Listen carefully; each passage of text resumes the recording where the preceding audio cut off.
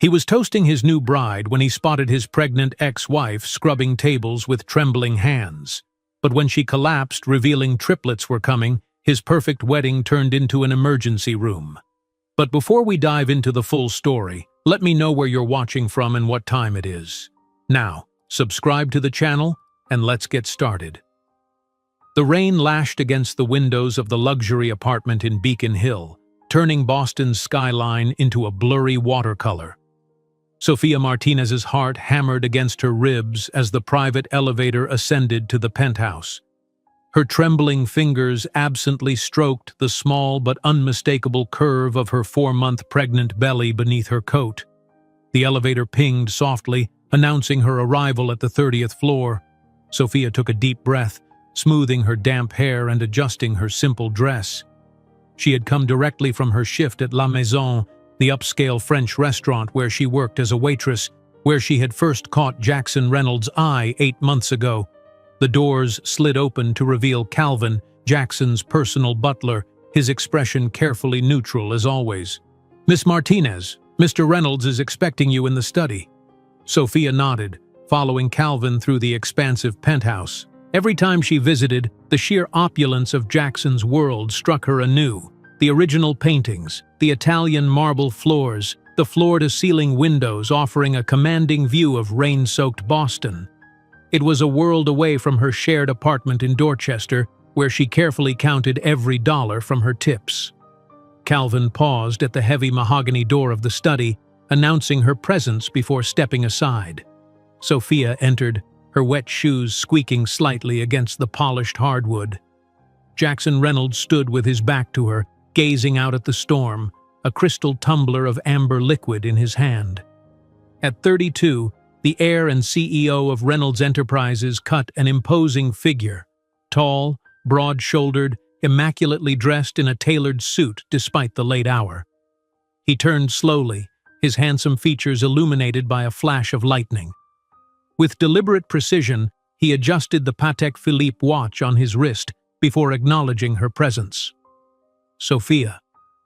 His voice was cool, controlled. "Would you care for a drink? Though I suppose in your condition that would be ill-advised." Her breath caught. "You know? Your message sounded urgent. I assumed it must be important." He took a measured sip of his whiskey. 30-year-old Macallan. A shame you can't appreciate it. The rain intensified outside, drumming against the windows like impatient fingers. Sophia clutched her purse tighter, gathering courage. "I'm pregnant, Jackson." The words hung in the air between them, as tangible as the humidity from the storm. 4 months. Thunder rolled across the sky, filling the silence that followed her announcement. Jackson's expression remained unchanged, his blue eyes, the same striking shade that had captivated her from their first meeting, revealing nothing. He placed his tumbler down with deliberate care on his mahogany desk. "And you're certain it's mine?" The question sliced through her like a blade. "Of course it's yours. There hasn't been anyone else. You know that." Jackson exhaled slowly, running a hand through his perfectly styled dark hair. "This is inconvenient, Sophia." "Inconvenient?" Her voice trembled. "I thought we talked about Barcelona next month. The villa you wanted to show me." A cold, humorless laugh escaped his lips. "That was a weekend diversion, nothing more. Surely you didn't think—" "Think what?" Sophia stepped forward, her hands protectively cradling her belly. "That you meant it when you said you loved me? That our relationship was real?" Jackson's face hardened. "Let's be realistic about what this was. You were an exotic distraction, a pleasant way to pass time, but a waitress? An immigrant without formal education?" He shook his head slowly. "You are not Reynolds' material, Sophia. You never were." Each word hammered into her heart. Outside, lightning split the sky, illuminating the cruel certainty in his eyes. "A pregnant immigrant waitress has no place in my life or my family's plans," he continued, his voice coldly efficient. "You're a mistake I can afford to pay to disappear." Sophia felt the air leave her lungs as if she'd been struck. She gripped the back of a leather chair to steady herself. But I thought we had something special.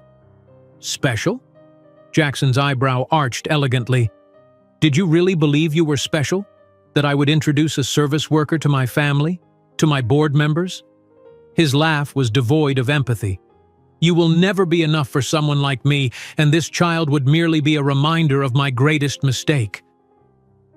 Tears welled in Sophia's eyes, mingling with the raindrops still clinging to her face from her walk from the taxi to the building.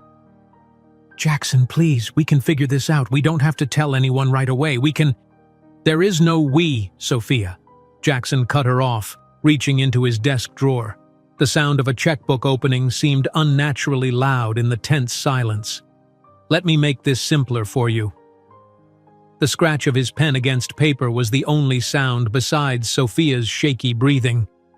He tore the check out with a precise movement and held it out to her. $50,000. Sufficient for a discreet abortion and a fresh start anywhere that isn't Boston.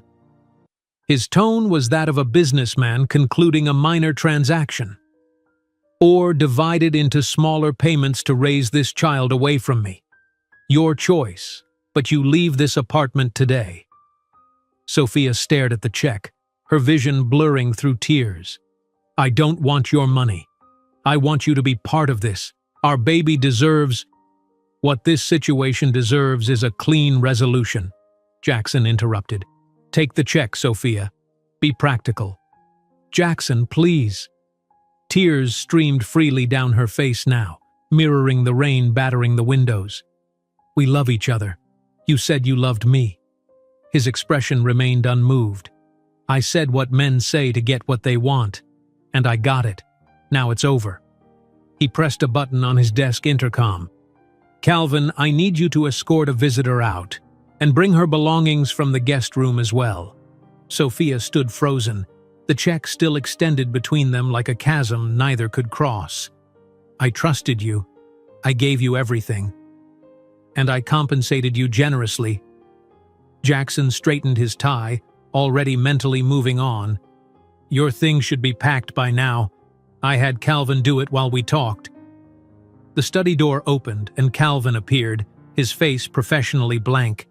Behind him, Sophia could see 3 black garbage bags sitting in the hallway, everything she had gradually brought to Jackson's penthouse over their 8-month relationship. This way, Miss Martinez, Calvin said quietly. Sophia remained rooted to the spot, her mind struggling to process how her life had shattered so completely in less than 15 minutes. Jackson. Goodbye, Sophia. He had already picked up his phone, scrolling through messages as if she had already left. I trust you'll make the sensible choice. Calvin's gentle hand on her elbow finally broke her paralysis. Numbly, she took the check, crumpling it into her purse. The walk to the elevator felt like a death march, each step taking her further from the future she had foolishly imagined. In the hallway, Calvin handed her the garbage bags with an apologetic glance. I've called a taxi for you, miss. It should be waiting downstairs. 20 minutes later, Sophia stood on the sidewalk, the rain pouring mercilessly down her back, soaking through her thin coat.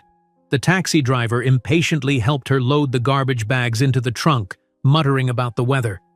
Sophia glanced up at the penthouse one last time, just in time to see Jackson's silhouette through the study window. He was on the phone, gesturing animatedly, as if merely concluding an inconvenient business deal. Where to, lady? The driver asked gruffly. Sophia had no answer.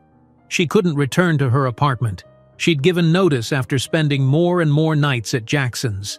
Her savings were meager, her family thousands of miles away in the Dominican Republic, her work visa tied to her restaurant job. Dorchester Women's Shelter, she finally said, remembering a place a fellow waitress had once mentioned. Later that night, curled on a narrow bunk bed in the crowded shelter, Sophia finally allowed the full weight of her situation to crash over her. Alone in America, pregnant, with a temporary work visa nearing expiration, she had never felt more abandoned. The sounds of other women's quiet sobs and murmured conversations formed a melancholy backdrop to her own despair. She reached into her purse, fingers finding the crumpled check. $50,000, Jackson's price for her disappearance, for his child's erasure from his life. "My baby," she whispered, hands cradling her small bump. "I promise we will survive." Her tears had finally stopped, replaced by something harder, more resolute. "He may not want us, but we will show him, we will show the world what he threw away." As the storm continued to rage outside the shelter's thin windows, Sofia Martinez made a silent vow. She would not be defined by this rejection. She would not disappear. The man who had deemed her insufficient would one day witness just how wrong he had been. That stormy night in Boston, Sofia couldn't possibly imagine that the man who had discarded her as not enough would one day watch helplessly as she commanded a billion-dollar empire built from absolute zero. The crumpled check burned in Sofia's pocket as she stepped out of the women's shelter the next morning. The storm had passed, but a persistent drizzle continued, as if Boston itself wept for her situation. With one hand protectively cradling her belly, she walked toward the bus stop, mentally calculating her rapidly dwindling options. 3 weeks later, Sofia stood in the manager's office at La Maison, the upscale French restaurant where she had worked for nearly 2 years, where she had first caught Jackson's eye while serving his table. Maurice, the restaurant manager, avoided her gaze as he delivered the news. "I am sorry, Sofia, but your condition is becoming noticeable." His eyes flicked to her now visible pregnancy bump. "Our clientele expects a certain image, you understand? The uniform no longer fits properly, and customers have commented." "I can adjust the uniform," Sofia offered desperately. "I can take shifts in the back, perhaps help with preparation instead of serving." Maurice shook his head, sliding an envelope across his desk. 2 weeks severance. We appreciate your service, but your pregnancy does not align with the image we wish to project." That night, Sofia returned to her tiny rented room in a shared apartment to find an eviction notice taped to her door. Her roommate, Claudia, watched with thinly veiled discomfort as Sofia read the landlord's ultimatum. "The contract is clear, Miss Martinez. No children in this property," Claudia recited, as if she'd rehearsed the speech. "Linda and I can't have a baby crying all night when we work early shifts. The landlord said we'd all be evicted if you stay past the end of the month." Sofia nodded numbly, too exhausted to argue. "I understand. I'll find somewhere else." But somewhere else proved elusive for a visibly pregnant immigrant with dwindling savings and a work visa tied to a job she no longer had. The following week, Sofia spent 8 hours in an endless line at the immigration office, her swollen feet aching as she clutched a newspaper filled with circled employment advertisements. "Your work visa is sponsored by La Maison," the immigration officer explained tonelessly. "Without employment there, you have 60 days to secure another sponsor or return to the Dominican Republic." Returning home wasn't an option. Her mother's medical bills had consumed most of the money Sofia had sent back over the years. There was nothing to return to, no safety net waiting to catch her. Desperation drove her to accept 3 jobs no one else wanted. Pre-dawn office cleaning shifts from 3 to 7 in the morning, where she scrubbed toilets and emptied trash bins in empty corporate towers. From 8 to 4, she stood behind the counter at Suds and Duds laundromat, breathing in suffocating steam while hauling heavy baskets for impatient customers. Weekends and evenings, she packed groceries at Save-A-Lot supermarket, her feet screaming in protest as she smiled mechanically at happy families purchasing supplies she could barely afford. In a tiny rented room barely larger than a closet, Sofia counted coins by candlelight to save electricity. 4 hours of sleep per night was her maximum, often interrupted by the baby's movements or the crushing anxiety of her circumstances. Every penny was meticulously accounted for, every expense questioned, every purchase deferred if possible. "Just a little longer," she whispered to her growing belly. "Mama is working hard for us."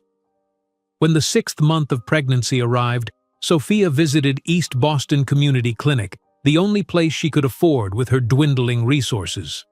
The elderly ultrasound technician's eyes widened as she moved the wand across Sophia's abdomen. "Oh my," the woman said, adjusting her glasses. "Have you been experiencing more movement than usual?" Sophia nodded, suddenly anxious.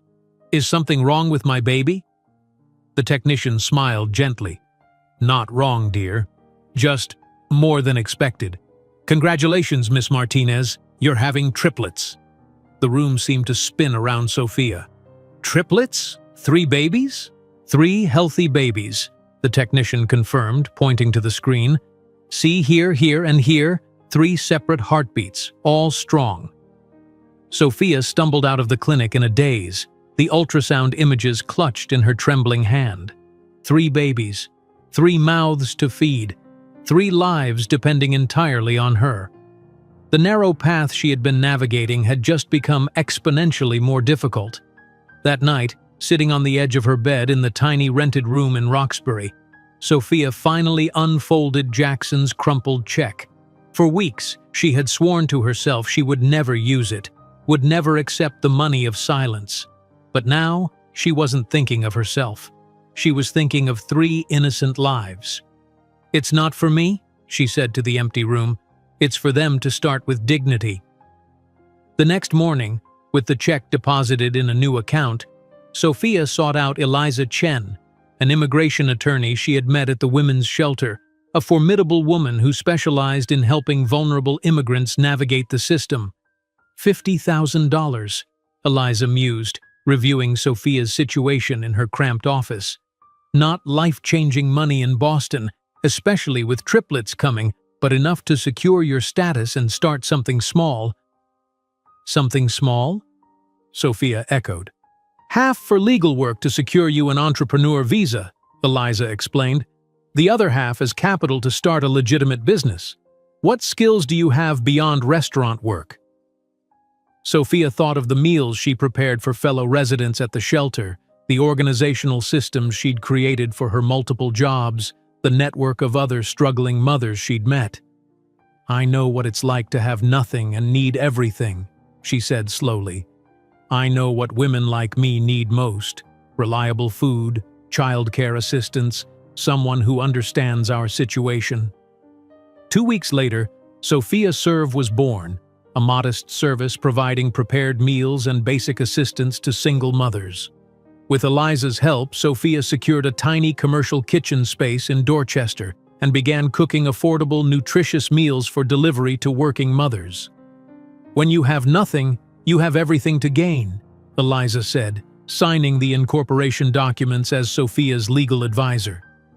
Working 16-hour days despite her advancing pregnancy, Sophia cooked, packed, and delivered meals herself. She created a primitive scheduling system to help mothers coordinate childcare exchanges. Her client base grew solely through word of mouth, one struggling mother telling another about the affordable service that understood their needs. At 8 months pregnant, carrying triplets, Sophia was a striking figure as she made her deliveries, her small frame dominated by her enormous belly, her face showing both exhaustion and determination. Each night, she collapsed into bed, every muscle aching, only to rise again a few hours later to start cooking for the next day. When the contractions started prematurely one Tuesday afternoon, Sophia was alone in her apartment, preparing meal plans for the following week. The first sharp pain made her gasp, but she dismissed it as practice contractions. By the third, coming barely 5 minutes apart, she knew. With trembling hands, she called a taxi, gathering the small hospital bag she had prepared. "Massachusetts General, please," she told the driver, her voice tight with pain. "The emergency entrance." "Lady, you okay?" the driver asked, eyeing her in the rearview mirror as another contraction made her double over. "The babies are coming," she managed between clenched teeth. "Please hurry." At the hospital, events moved in a blur. Nurses rushed her to labor and delivery as her contractions intensified. "Do you want us to call someone?" a kind-faced nurse asked, holding Sophia's hand through a particularly painful contraction. "The father? Family?" Sophia shook her head, tears streaming down her face, from pain, from loneliness, from the overwhelming reality of what was happening. "I don't have anyone to call. I'm alone." The nurse squeezed her hand firmly. "You're not alone anymore," she promised. "We're here with you."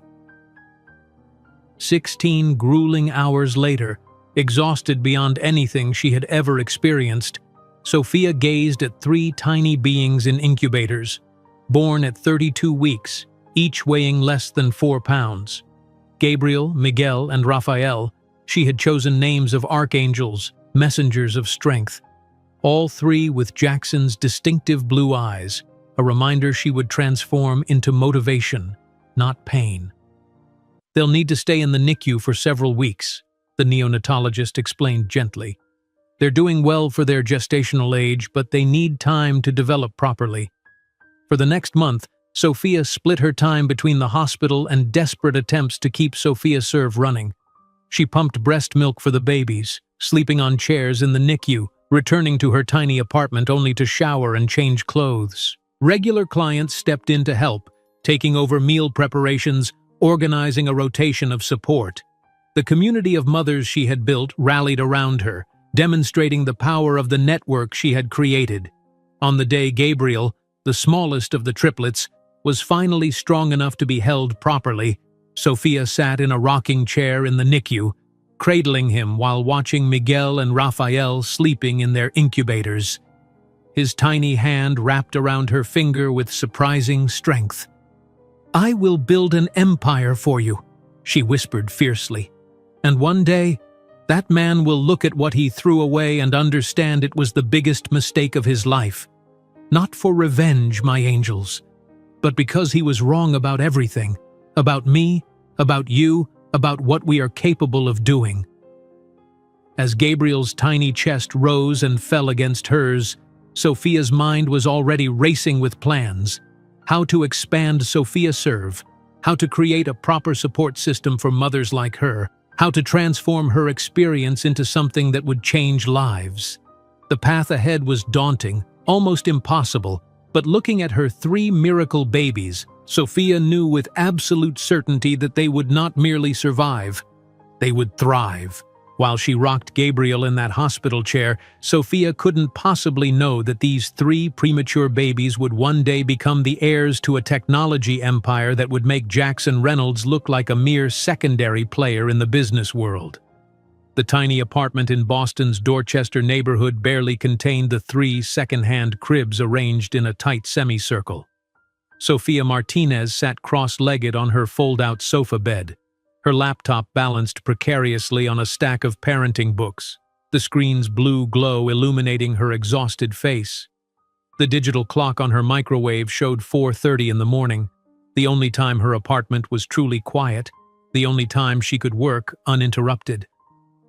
"Just 2 more orders," she whispered, careful not to wake the 6-month-old triplets sleeping mere feet away.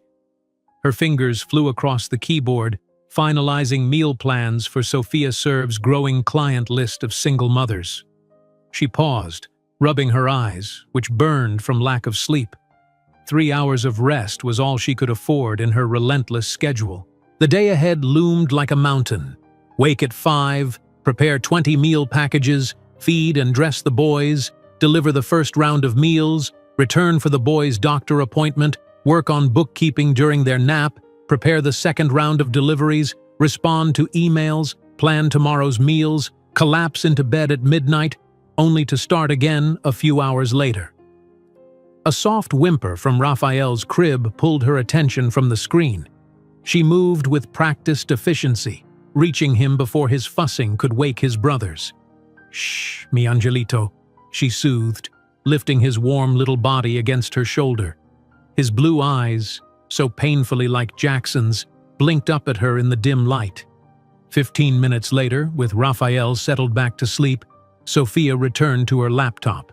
The Sophia Serve spreadsheet showed modest but consistent growth. 35 regular clients now, all single mothers struggling to balance work and childcare. Her service provided not just meals but a lifeline, something she understood intimately. "Time to scale," she murmured, opening a new document. For weeks, an idea had been forming in her mind. expanding Sophia Serve beyond meal delivery to a complete support network for single mothers. She began typing rapidly, outlining a rudimentary app concept that would connect mothers to resources, flexible jobs, and emotional support.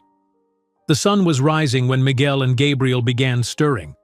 Sophia saved her work and closed the laptop. Another day in her impossible balancing act had begun. 2 hours later, Sophia maneuvered the cumbersome triple stroller through the narrow doorway of the Boston Public Library. The children's section librarian, Ms. Patel, greeted the quartet with a warm smile. "My favorite visitors," she said, bending to tickle Miguel's cheek. "Your usual table is open." "Thank you," Sophia replied gratefully.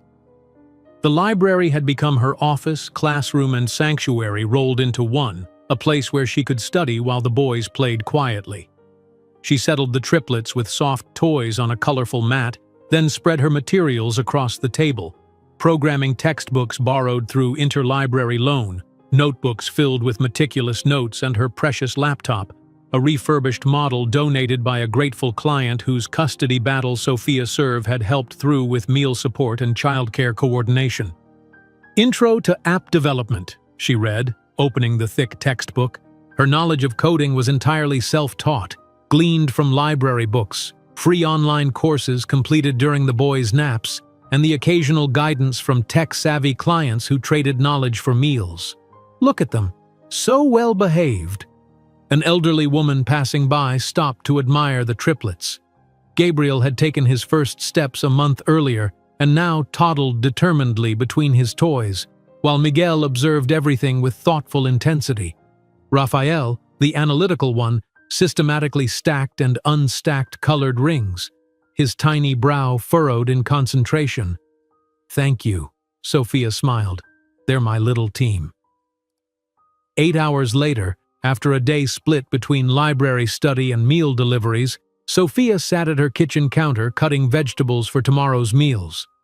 The triplets were finally asleep after their evening routine of bath, books, and lullabies. Her phone buzzed with a text from Eliza Chen. "Don't forget tomorrow's Community Business Forum. Bring your app concept. 10 a.m. at the Roxbury Community Center." Sophia glanced at the triplets' cribs. She had been planning to use tomorrow for catch-up cooking and her monthly deep-cleaning jobs that supplemented Sophia Serve's still modest income. Bringing toddlers to a business forum seemed impossible, yet missing the networking opportunity felt equally unthinkable. She made her decision. Sleep would have to wait. The community center hummed with activity as local entrepreneurs displayed their small businesses. Sophia stood nervously beside her simple poster board displaying Sophia Serve's logo and mission statement. The triplets, dressed in matching blue overalls she had found at a thrift store, sat remarkably well-behaved in their stroller, drawing admiring glances. "So you provide meals for single mothers?" asked a woman in a business suit, examining Sophia's display. "That was how we started," Sophia explained, gaining confidence as she spoke about her passion. "But we're expanding to a complete support network. I'm developing an app that will connect single parents to resources, flexible jobs, and each other." She demonstrated the rudimentary prototype on her laptop, a basic interface she had coded during countless late nights. "This is impressive," the woman commented, "especially considering—" She glanced meaningfully at the triplets. "Being a single mother of triplets is precisely what qualifies me to create this," Sophia responded with quiet dignity. "I understand these needs because I live them every day." Later that afternoon, riding the bus home with the sleepy triplets, Sophia felt a flicker of hope. 3 different local business owners had expressed interest in her concept, and a community college professor had offered to connect her with student developers who might help refine her app prototype. The bus passed a newsstand displaying the Boston Business Journal. Her breath caught at the headline visible even from the bus window. "Reynolds Enterprises announces expansion into luxury condos." Below it, a photo showed Jackson Reynolds cutting a ribbon at a new development, a beautiful blonde woman on his arm. Sophia forced herself to look away, focusing instead on her sleeping sons. Her future, their future, had nothing to do with Jackson Reynolds or his world. "Look at you three," she whispered to her sleeping boys. "You are so much more than he will ever know." 3 months later, at 2 in the morning, Sophia jolted awake at her desk, her cheek sticking to the keyboard where she had fallen asleep while coding. The apartment was silent except for the gentle breathing of the triplets, now approaching their first birthday. Her neck ached from the awkward position, but excitement quickly overrode her discomfort. The app prototype was working.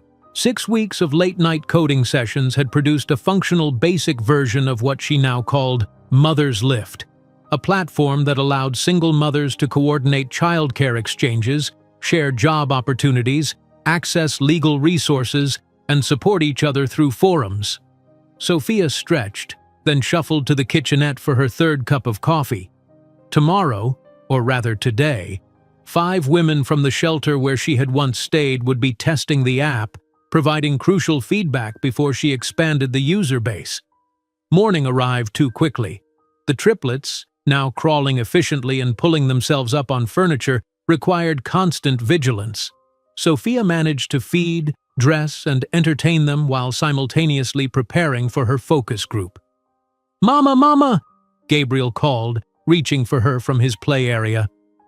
At 13 months, he was already saying several words, usually leading the verbal development among his brothers. "Yes, mi amor, Mama's here," she reassured him, checking her watch anxiously. Eliza was arriving in 20 minutes to babysit during the focus group, and Sophia still needed to prepare the presentation materials.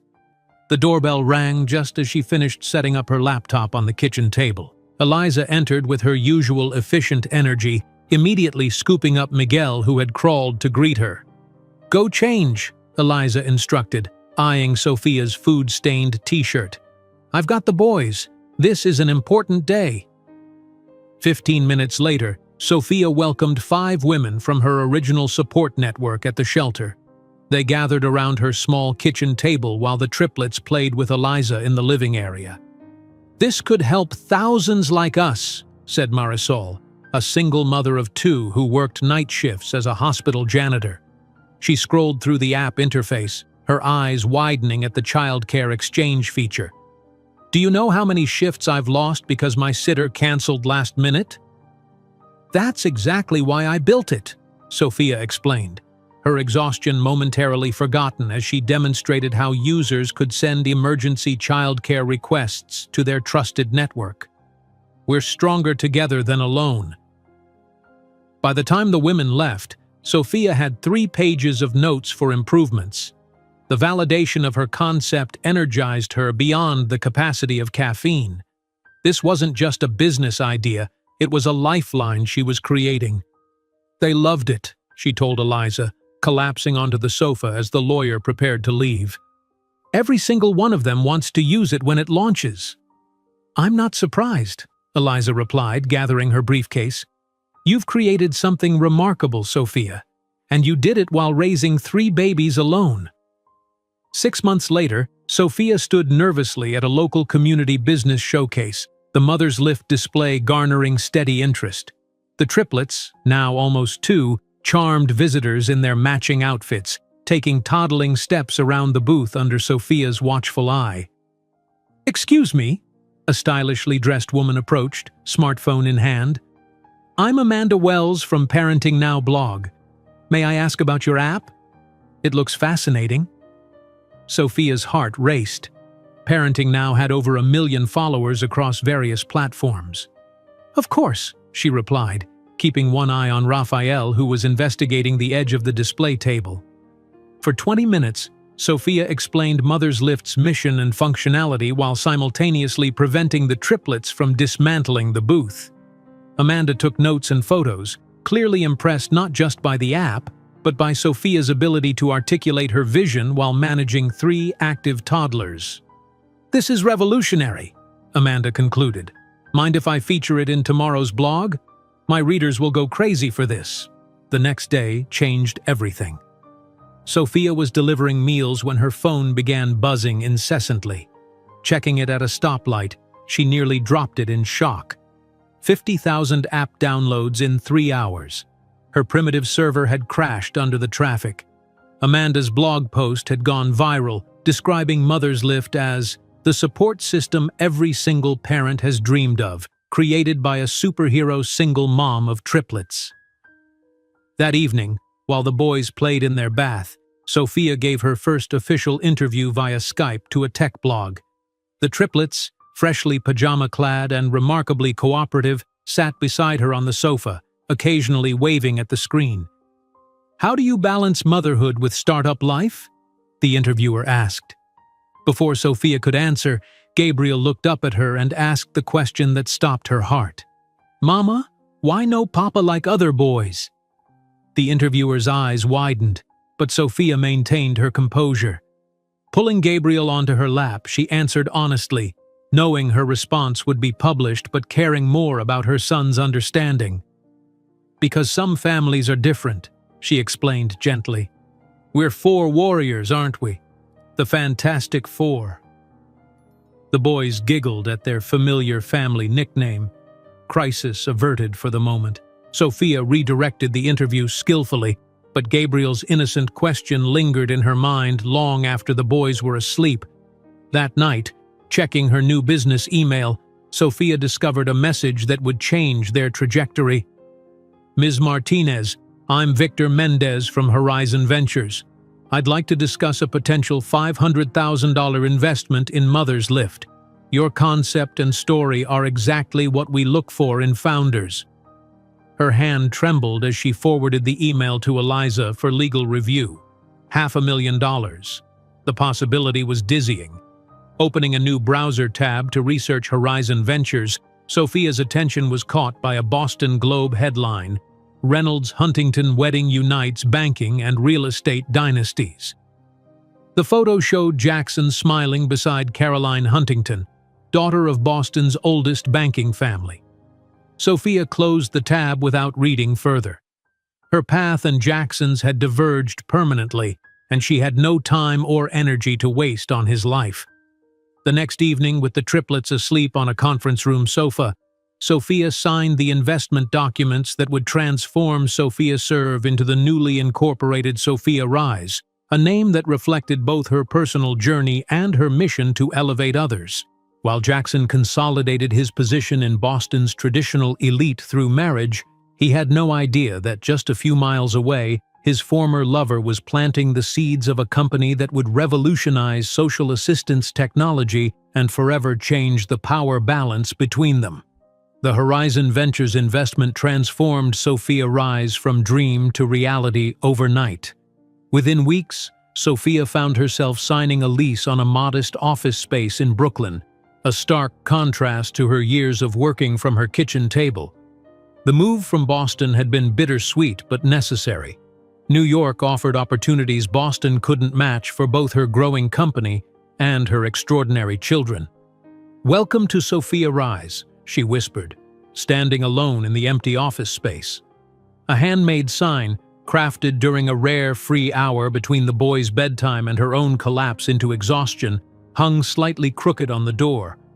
"Sophia Rise, elevating those who were knocked down."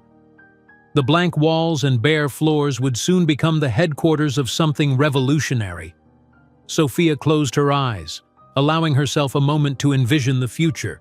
Staff working at computers, mothers finding support, her vision expanding beyond what she alone could accomplish. Her phone buzzed, breaking the reverie.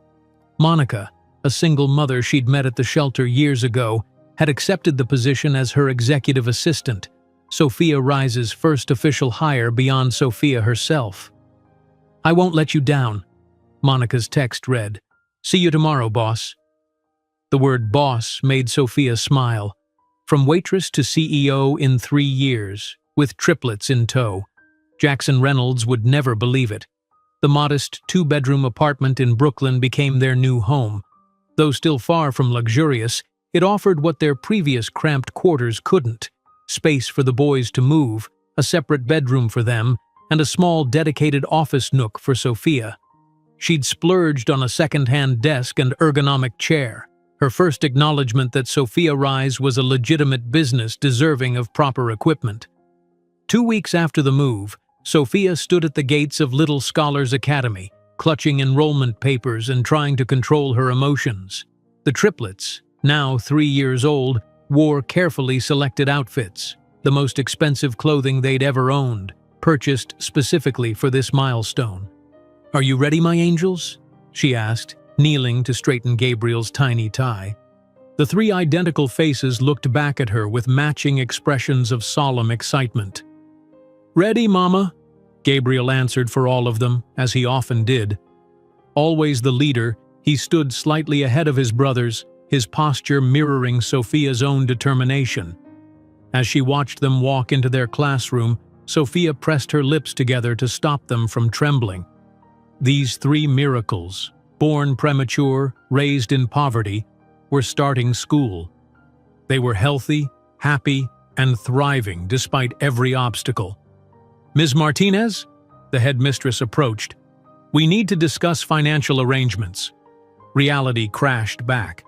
Even with the partial scholarship the school had offered, the tuition stretched her budget to breaking point. The investment from Horizon Ventures was earmarked for business development, not personal expenses. Sophia squared her shoulders and followed the administrator to her office, calculator ready to negotiate payment plans that wouldn't bankrupt her fledgling company. 3 weeks later, Sophia sat across from a panel of potential investors in a sleek Manhattan conference room, her simple blazer and modest jewelry contrasting sharply with their bespoke suits and luxury watches. Her presentation on Mother's Lift's growth projections had been flawless, the culmination of countless practice sessions conducted while cooking dinner or folding laundry. "Impressive concept," said a silver-haired man, adjusting his glasses. "But I'm concerned about scalability. How does a single mother without formal technology education plan to grow this beyond a niche market?" The question, delivered with polite skepticism, was familiar. This was the 4th such meeting, and each time, some version of the same doubt emerged. How could someone like her succeed in tech? "The same way I've managed triplets on my own while building this company," Sophia replied with quiet confidence. "Strategic planning, efficient systems, and recognizing when to leverage expertise beyond my own. Our new development team includes 2 senior programmers from Google, and our advisory board includes women who've scaled companies to global reach." The investors exchanged glances, impressed by her answer but still hesitant. By meeting's end, they committed to continuing the conversation rather than immediately writing a check. Another soft rejection wrapped in corporate courtesy. In the taxi afterward, Sophia allowed herself a moment of frustration. The pattern was becoming clear. Her gender, background, and motherhood status were seen as liabilities rather than strengths. She was a heartwarming story, not a serious entrepreneur, at least in their eyes. Her phone chimed with a text from the triplets' teacher requesting a meeting. Sophia's heart dropped, immediately switching from CEO to mother mode, all business concerns temporarily forgotten. That afternoon, sitting in tiny chairs in the preschool classroom, Sophia listened with growing amazement as Miss Chen outlined what she'd observed. "Gabriel has completed math workbooks meant for 2nd graders, Miss Chen explained, showing Sophia a worksheet filled with multiplication problems solved in her son's careful handwriting. "And this morning, he helped another child understand division concepts that I haven't even introduced to the class." Sophia stared at the evidence of her son's extraordinary abilities, pride mingling with concern about what this might mean for his education. "Miguel's musical abilities are equally remarkable," Miss Chen continued. "After hearing a Mozart piece once during music time, he reproduced it perfectly on the classroom piano. The music teacher was stunned." "And Raphael?" Sophia asked, though she already suspected what was coming. Miss Chen smiled. "Yesterday our computer crashed during digital learning time. Raphael not only diagnosed the problem but fixed it, explaining something about memory allocation that frankly I didn't understand. He's 5 years old, Ms. Martinez, and he's debugging computer systems." That evening, after tucking the boys into bed, Sophia researched schools for gifted children, her excitement fading as she noted the tuition costs.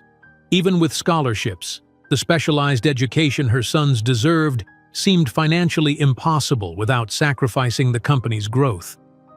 Late into the night, Sophia pored over business textbooks, programming manuals, and psychology research, building her knowledge base while her sons slept. A marketing textbook, 3 programming manuals, and a stack of business journals covered her small desk, sticky notes marking important passages. Her laptop screen displayed half-completed code for Mother's Lift's next update, a feature allowing single mothers to find emergency childcare within their trusted network. The coffee had gone cold hours ago, but Sophia barely noticed as she toggled between coding and studying, determined to overcome her lack of formal education through sheer persistence. 4 hours of sleep would have to suffice again. 6 months into leading Sophia Rise, Sophia faced her first major crisis. The server hosting Mother's Lift crashed during a usage spike, leaving thousands of mothers temporarily without access to the resources they depended on. Panicked messages flooded her phone as women across the country found themselves suddenly cut off from their support network. In her office, surrounded by her small but dedicated team, Sophia coordinated the emergency response. Raphael, visiting the office after preschool, sat quietly in the corner, watching the adults with intense concentration.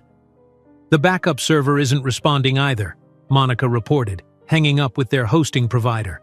"They're estimating 4 hours minimum before restoration." "4 hours is too long," Sophia replied, frustration evident. "We have mothers counting on us for childcare exchanges happening right now." Raphael tugged at her sleeve. "Mama, can I see?" he asked, pointing at the error message on her screen. Sophia absently lifted him onto her lap, too focused on the crisis to refuse. To everyone's surprise, Raphael studied the screen intently, then pointed to a line of code visible in the diagnostic window. "That number is wrong," he said simply. "Should be bigger." The lead developer leaned closer, examining where Raphael was pointing. His eyes widened. "He's right. The memory allocation parameter is set too low for our current user base." His fingers flew over the keyboard, making the adjustment. "How did you see that?" Raphael shrugged.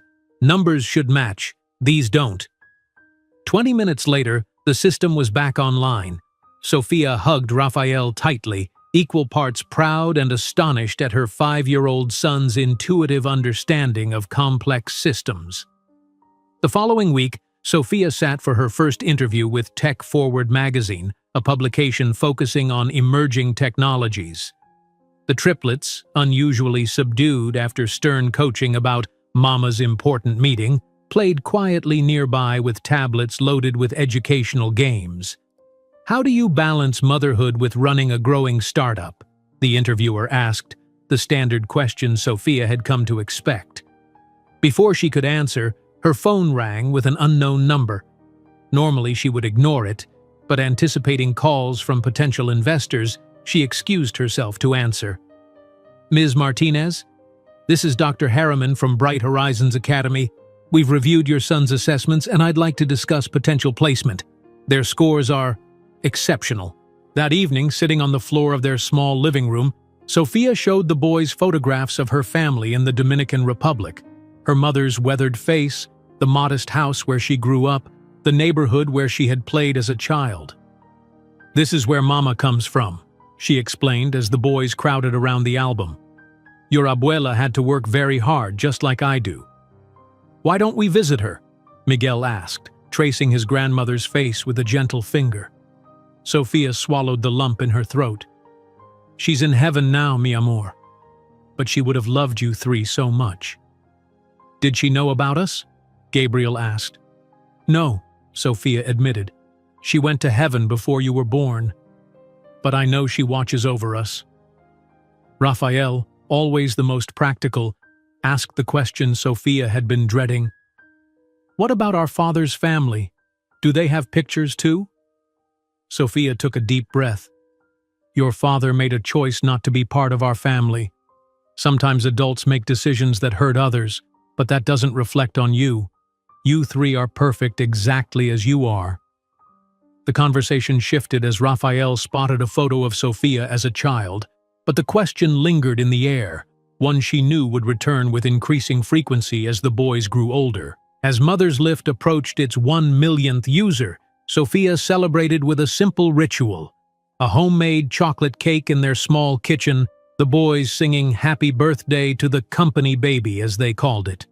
The milestone that would have been celebrated with champagne and speeches in traditional companies was marked instead with sticky fingers and chocolate-smeared smiles, perfectly fitting for a business built around motherhood. Later that week, a notification that would change everything appeared in Sophia's inbox.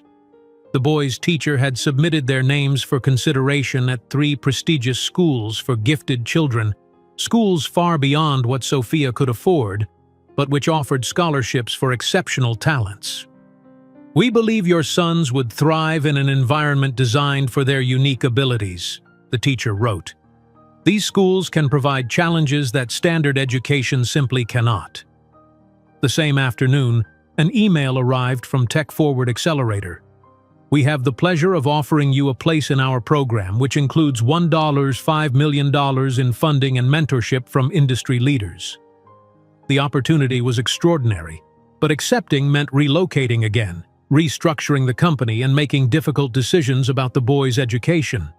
The accelerator program would demand even more of Sophia's limited time during a crucial developmental period for her sons. The following Saturday, Sophia visited the Manhattan Academy for Exceptional Learners, one of the schools that had expressed interest in the triplets. The campus was breathtaking, state-of-the-art facilities, small class sizes, specialized instruction tailored to gifted children. The tuition made her physically wince, but the admissions director spoke encouragingly about full scholarships for truly extraordinary talents. That evening, standing at the window of their Brooklyn apartment, Sophia gazed at the Manhattan skyline glittering across the river. The tech-forward offer represented everything she had worked toward: validation, resources, connections that could propel Sophia Rise to the next level. The specialized schools could give her sons the education their brilliant minds deserved. "We're moving to Manhattan," she told the boys the next morning. "Mama has an amazing opportunity, and there's a special school that wants you three." Their excited chatter filled the apartment as Sophia silently accepted the tech-forward offer on her phone, her eyes fixed on the future rising before them. By accepting the accelerator position that would transform Sophia Rise into a cutting-edge technology company, Sophia didn't know she was just 3 years away from her first Forbes cover, where she would be called the Latina Phoenix of Tech, a title that would one day reach Jackson Reynolds' hands. The glass doors of the Tech Forward Accelerator headquarters slid open as Sophia Martinez stepped into the sleek lobby, momentarily overwhelmed by the transition from Brooklyn's modest familiarity to Manhattan's gleaming promise. 3 months had passed since accepting their offer, and today marked her official presentation to the accelerator's mentors, a crucial moment that would set the trajectory for Sophia Rise's future. "Ms. Martinez, welcome," a young associate greeted her. "The panel is ready whenever you are." Sophia smoothed her newly purchased blazer, still budget-conscious but a definite upgrade from her previous wardrobe, and followed the associate through a corridor lined with success stories, framed magazine covers featuring accelerator alumni who had transformed into tech titans. In the presentation room, 5 industry veterans sat expectantly, their expressions ranging from polite interest to barely concealed skepticism. Sophia connected her laptop with steady hands despite her racing heart. "Mother's Lift isn't just an app," she began, her voice finding strength as she spoke about her passion. "It's an ecosystem of survival and prosperity. We're creating a comprehensive platform that addresses every aspect of single parenthood, from emergency childcare networks to job opportunities, housing assistance to legal resources."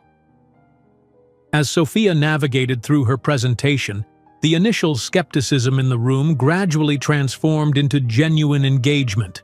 By the time she concluded, even the most doubtful mentor was leaning forward with interest. "Your user growth is impressive," noted a former Silicon Valley executive, especially considering your limited marketing budget. Our growth is organic, Sophia explained. Single mothers trust recommendations from other single mothers more than traditional advertising. Each satisfied user brings an average of 3 new users to the platform. After the presentation, Sophia rushed across town to collect the triplets from their new school. The Manhattan Academy for Exceptional Learners had accepted all 3 boys with full scholarships after their entrance assessments had broken several school records. Her new routine was even more demanding than before. Rising at 4:30 each morning, Sophia worked before the boys awakened, prepared their breakfast, accompanied them to school, worked uninterrupted until 5 in the evening, then dedicated herself exclusively to motherhood until 8, when the boys went to bed. Only then did she return to work, often continuing until midnight or later. The sacrifices were bearing fruit. Under the accelerator's guidance, Mother's Lift evolved from a basic support app into a sophisticated platform. The user base grew exponentially, and initial partnerships with corporate employers seeking flexible workers began generating sustainable revenue. 6 months into the accelerator program, Sophia faced her first major public test, presenting at the Women in Tech conference. Backstage at the convention center, she adjusted her blazer, purchased on sale but carefully tailored to appear more expensive, and reviewed her notes one final time. 5 minutes, Ms. Martinez, a stage manager called. Sophia's phone buzzed with a good luck text from Monica, who was watching the triplets. The boys had drawn a picture of their mother on a stage with a crown on her head. Smiling at the image, Sophia tucked away her phone as her name was announced. The spotlight momentarily blinded her as she took the stage before hundreds of industry professionals. The nerves dissolved as soon as she began speaking about Mother's Lift's mission. "We didn't create just an app," she declared. "We created an ecosystem of survival and prosperity. For too many women, particularly single mothers, the existing systems are designed for them to fail. We're redesigning the landscape so they can succeed." The presentation resonated powerfully. When Sophia concluded, the applause was immediate and enthusiastic. As she mingled afterward, multiple company representatives approached with partnership proposals. "Impressive presentation," a middle-aged venture capitalist commented, extending his business card. "Your platform has remarkable potential. Who handles the actual programming? Your CTO must be brilliant." The familiar assumption that a woman, particularly a Latina single mother, couldn't possibly be the technical mind behind the platform, no longer surprised Sophia. "I program most of it myself, sir," she replied with polite firmness. "MIT and Stanford both approached me about guest lecturing in their computer science departments last month." His expression shifted from condescension to surprise, then to genuine interest. "I stand corrected. We should talk about your next funding round." The accelerator period transformed Sophia Rise from promising startup to recognized innovator. With strategic guidance and substantial funding, Sophia expanded her team to 15 employees, all working from their new offices in a converted warehouse space in Lower Manhattan. The triplets, now 7 years old, thrived in their specialized education environment. Their extraordinary talents, merely hints at age 3, blossomed into undeniable gifts that astonished even experienced educators. On a crisp autumn Saturday, Sophia sat in an auditorium filled with parents and educators, watching Gabriel step forward to receive his trophy as the youngest ever national champion in the Elementary Mathematics Olympiad. Tears blurred her vision as her 7-year-old son, poised and articulate beyond his years, delivered a brief acceptance speech.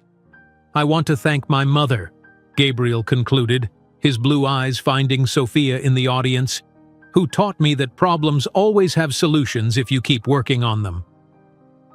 2 weeks later, Sophia stood backstage at Carnegie Hall, hardly believing the circumstances. Miguel, smallest of her triplets, walked confidently onto the renowned stage, violin in hand. As a special guest performer with a professional quartet, he represented the youngest musician ever to play in their seasonal program. when he drew his bow across the strings, producing notes of such emotional depth that seasoned musicians in the audience exchanged astonished glances. Sophia pressed her hand to her mouth to stifle a sob of pride. This child, once fighting for life in an incubator, now created beauty that moved hundreds to tears. Raphael's moment came differently.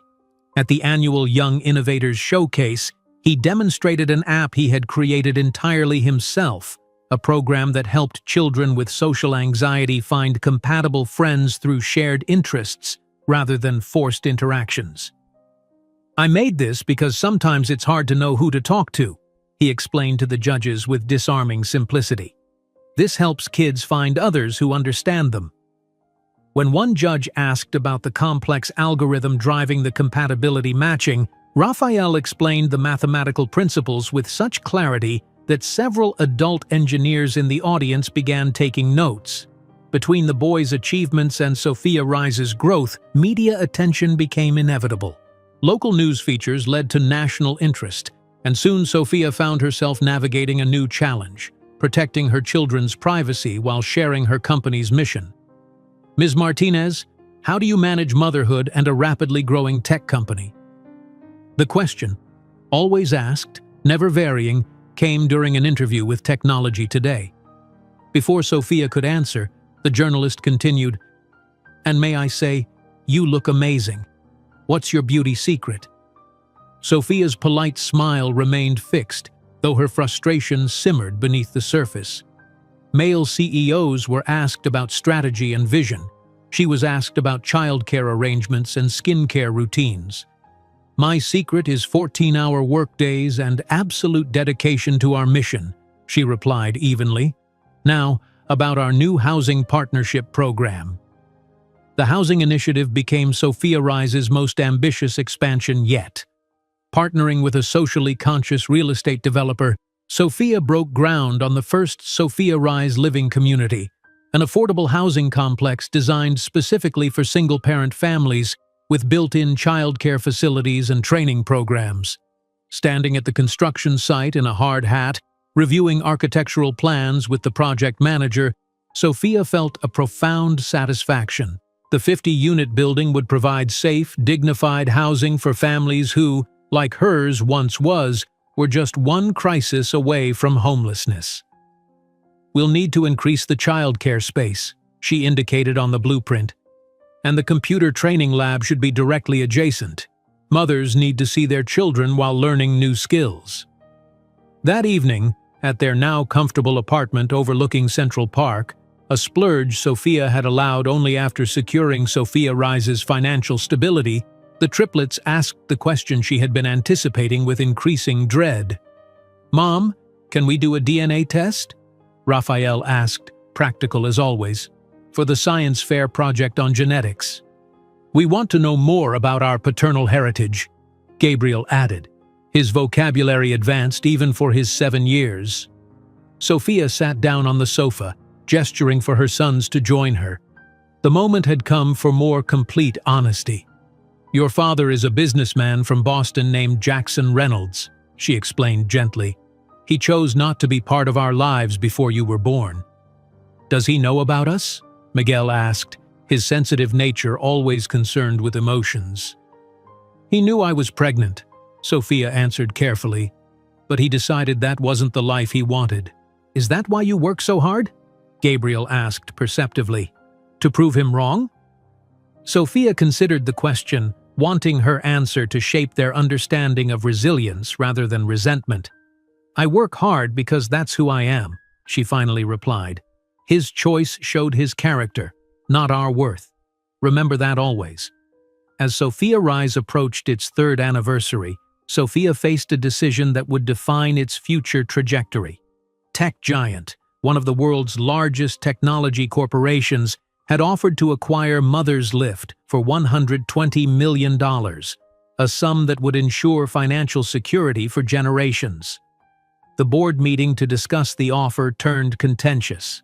External investors saw an extraordinary return opportunity. Sophia saw a potential compromise of their mission.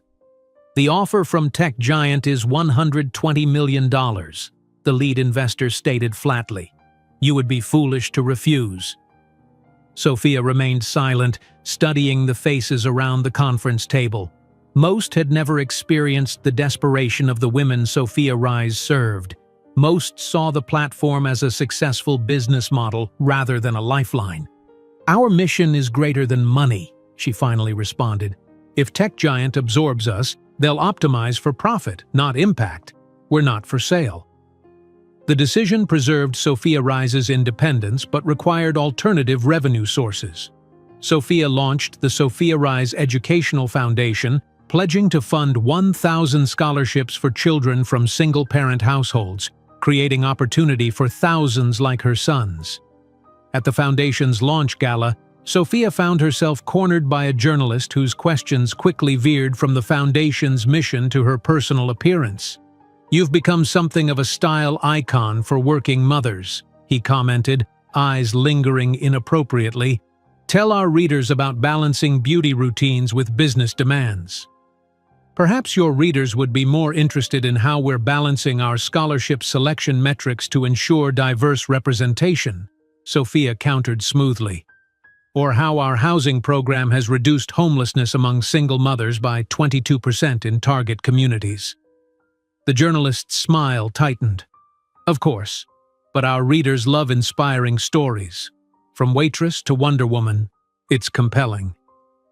Later that night, after the boys were asleep, Sophia drafted a formal letter declining tech giant's acquisition offer. The decision would surprise many, perhaps even appear foolish to traditional business analysts. But it preserved the soul of what she had built.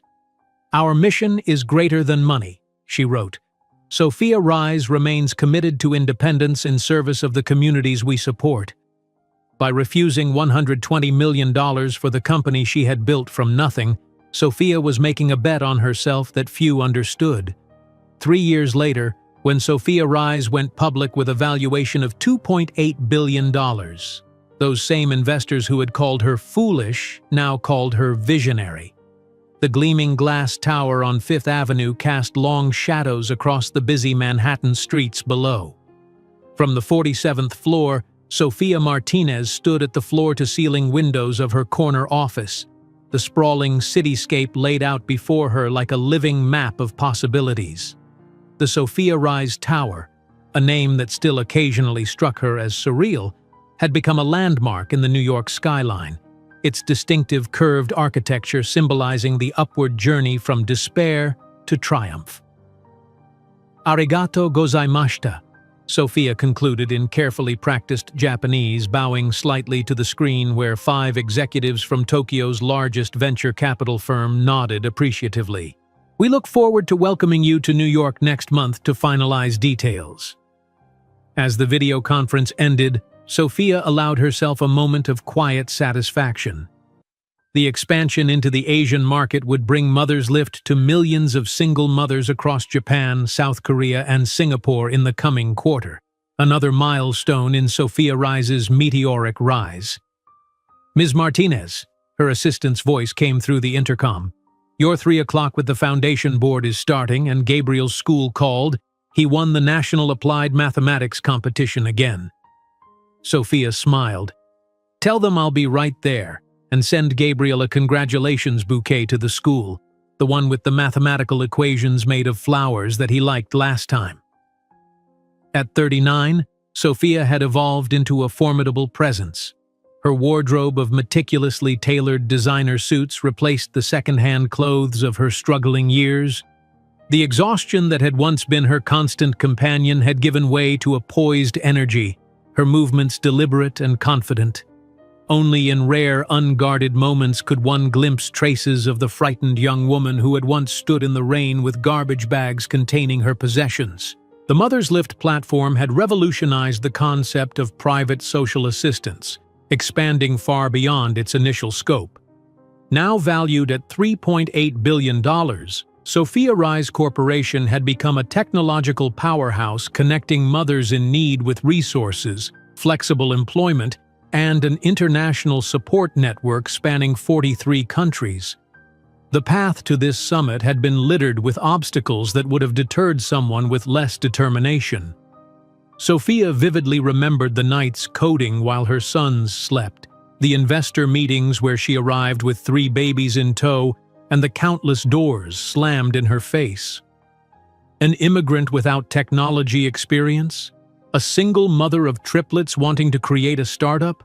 Impossible. Those dismissive words had fueled her resolve rather than diminishing it. Every rejection became another reason to succeed, another voice to silence with achievement. The first major breakthrough had come unexpectedly. A prominent blogger had stumbled across Mother's Lift's beta version and shared her experience. The post went viral, bringing 50,000 downloads in a single day. Angel investors began circling. A seed funding round secured $500,000. A technology incubator offered mentorship and connections. As the company grew, Sophia still faced the daily challenges of raising 3 boys without help. Her schedule remained punishing, waking at 4:30 to work before the boys stirred, taking them to school by 7, working intensively until 5, then becoming a full-time mother until they slept at 8, when she would return to work until exhaustion claimed her. The elevator whisked Sophia to the 38th floor, where the Sophia Rise Foundation occupied a wing dedicated to its expanding educational programs. As she entered the boardroom, 10 directors rose respectfully, a diverse group of accomplished individuals who had been carefully selected for their commitment to the foundation's mission. "Our scholarship program has exceeded targets," Sophia announced, taking her seat at the head of the table. 50,000 students are now receiving educational support across the country. "I want to discuss expanding to international applicants next year." 2 hours later, Sophia's town car glided through midtown traffic toward Gabriel's award ceremony. Her phone buzzed with a text from Miguel, now a 15-year-old violin virtuoso who had been invited to perform with orchestras across Europe. "Killed it at rehearsal with NY Phil for tonight. Front row seat saved for you. Love you, Mom." Another message followed immediately from Raphael, whose coding prodigy had evolved into genuine innovation. "App update pushed to store. Fixed the algorithm like you suggested. 3 million downloads already." Sophia's chest swelled with pride. Her sons had grown into extraordinary young men, each cultivating their innate talents while maintaining the strong moral compass she had instilled in them. Gabriel's mathematical genius had led to publications in peer-reviewed journals before he turned 14. Miguel's sensitive musicality had blossomed into performances that moved hardened critics to tears. Raphael's pragmatic brilliance had already produced 5 commercially successful applications, the proceeds of which he had insisted on donating to the foundation. As the car approached the concert hall where Gabriel's award ceremony would be held, Sophia reviewed notes for her upcoming project, an investigative report in partnership with the New York Times on working conditions for immigrant women in luxury hotels. She would personally participate undercover as a cleaner, documenting firsthand the abusive conditions many women like her former self endured daily. "Ms. Martinez, are you sure you want to do this personally?" Caroline, her executive assistant, had asked when Sophia first outlined the plan. "You're the face of a billion-dollar company now."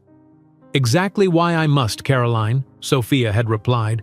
"I can never forget where I came from and who we fight for. Besides, no one pays attention to a Latina cleaner. I'll be invisible, as I once was." The car stopped at the Lincoln Center, where Gabriel would receive his award. Sophia tucked the false cleaning staff ID badge for the Plaza Hotel into her purse.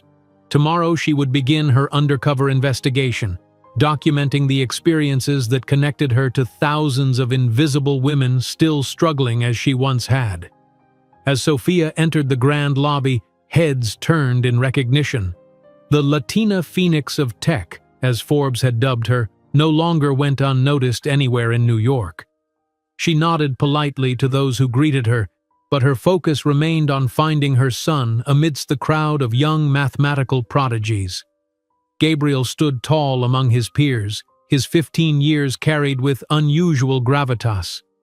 Though identical to his brothers in appearance, his demeanor was distinctly his own, methodical, leadership-oriented, and unfailingly precise. When he spotted his mother, his serious expression melted into a warm smile that transformed his face. "Mom, I didn't think you'd make it with the Tokyo investors meeting today," he said, embracing her. "I would never miss this," Sophia replied, straightening his already perfect tie. "Though I will have to leave early to catch Miguel's performance with the Philharmonic." "Of course," Gabriel nodded. "Raphael's coming here after he finishes at the coding workshop. We'll meet you at the concert." Later that evening, as Sophia watched Miguel draw his bow across the strings, producing sounds of such emotional depth that seasoned musicians in the orchestra looked at him in wonder, her mind drifted briefly to Jackson Reynolds. Did he know what he had rejected? Could he possibly comprehend the extraordinary beings these three boys had become? The thought was fleeting. Jackson occupied very little space in her mental landscape these days.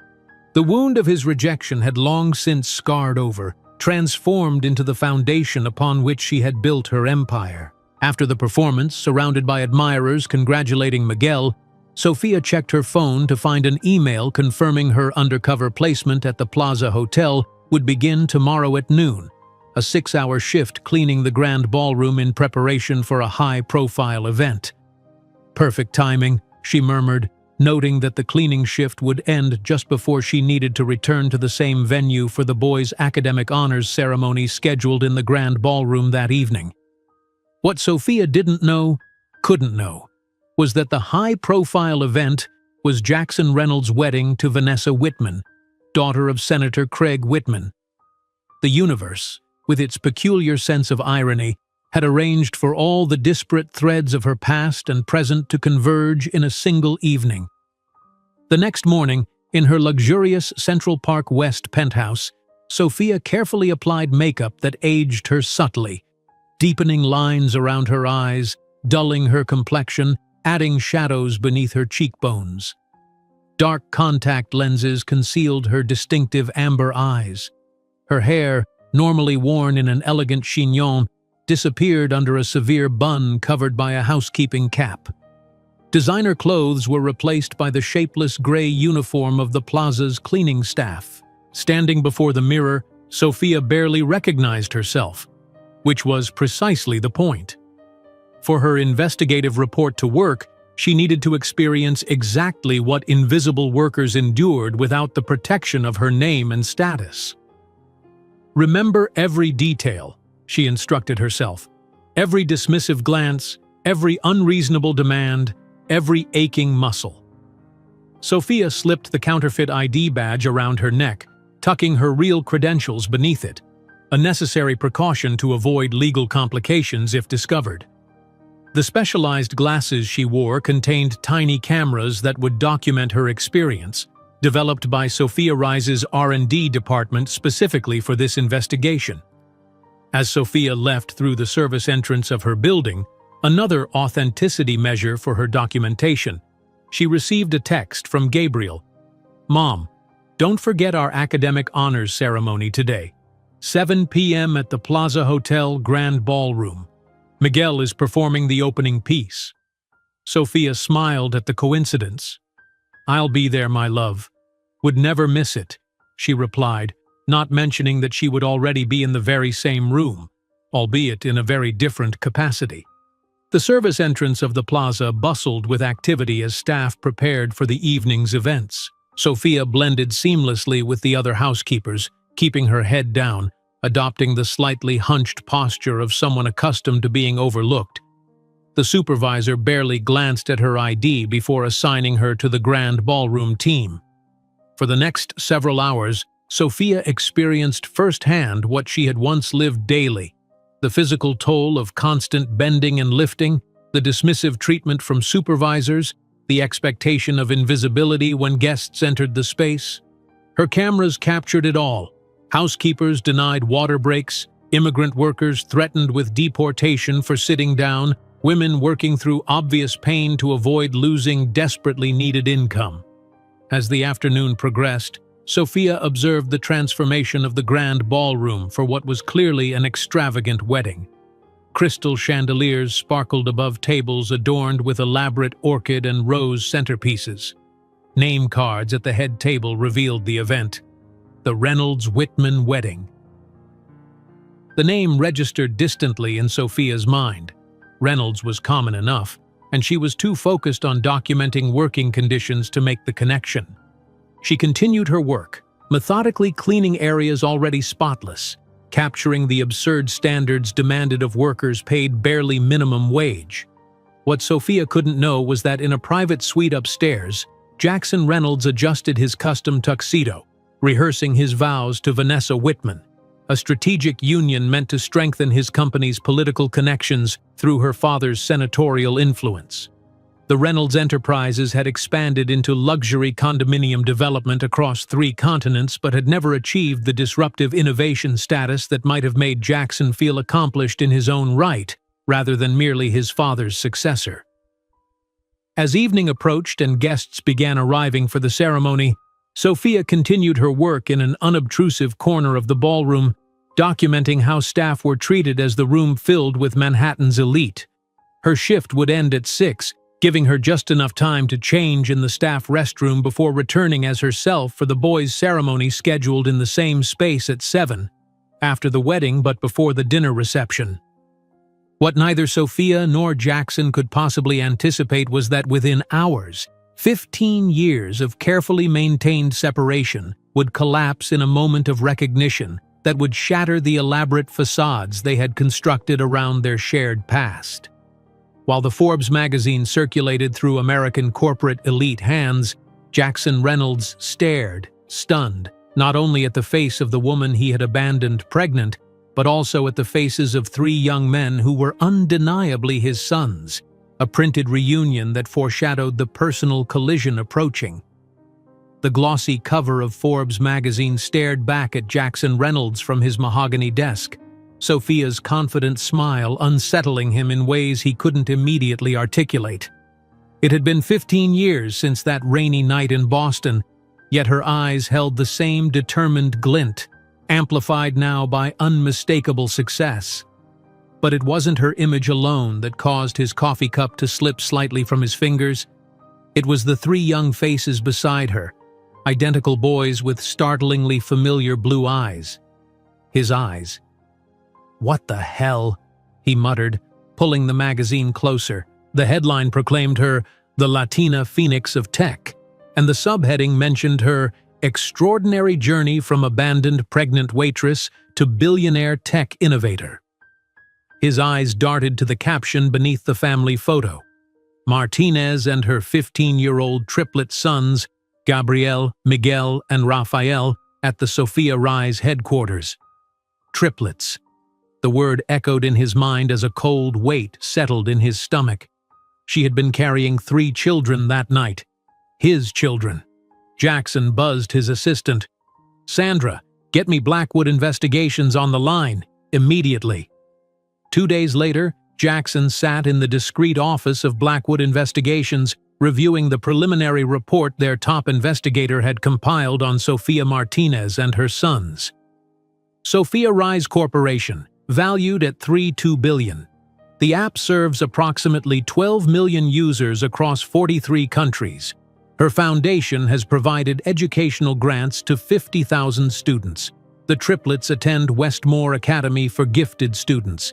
Gabriel specializes in mathematics, won 6 national competitions.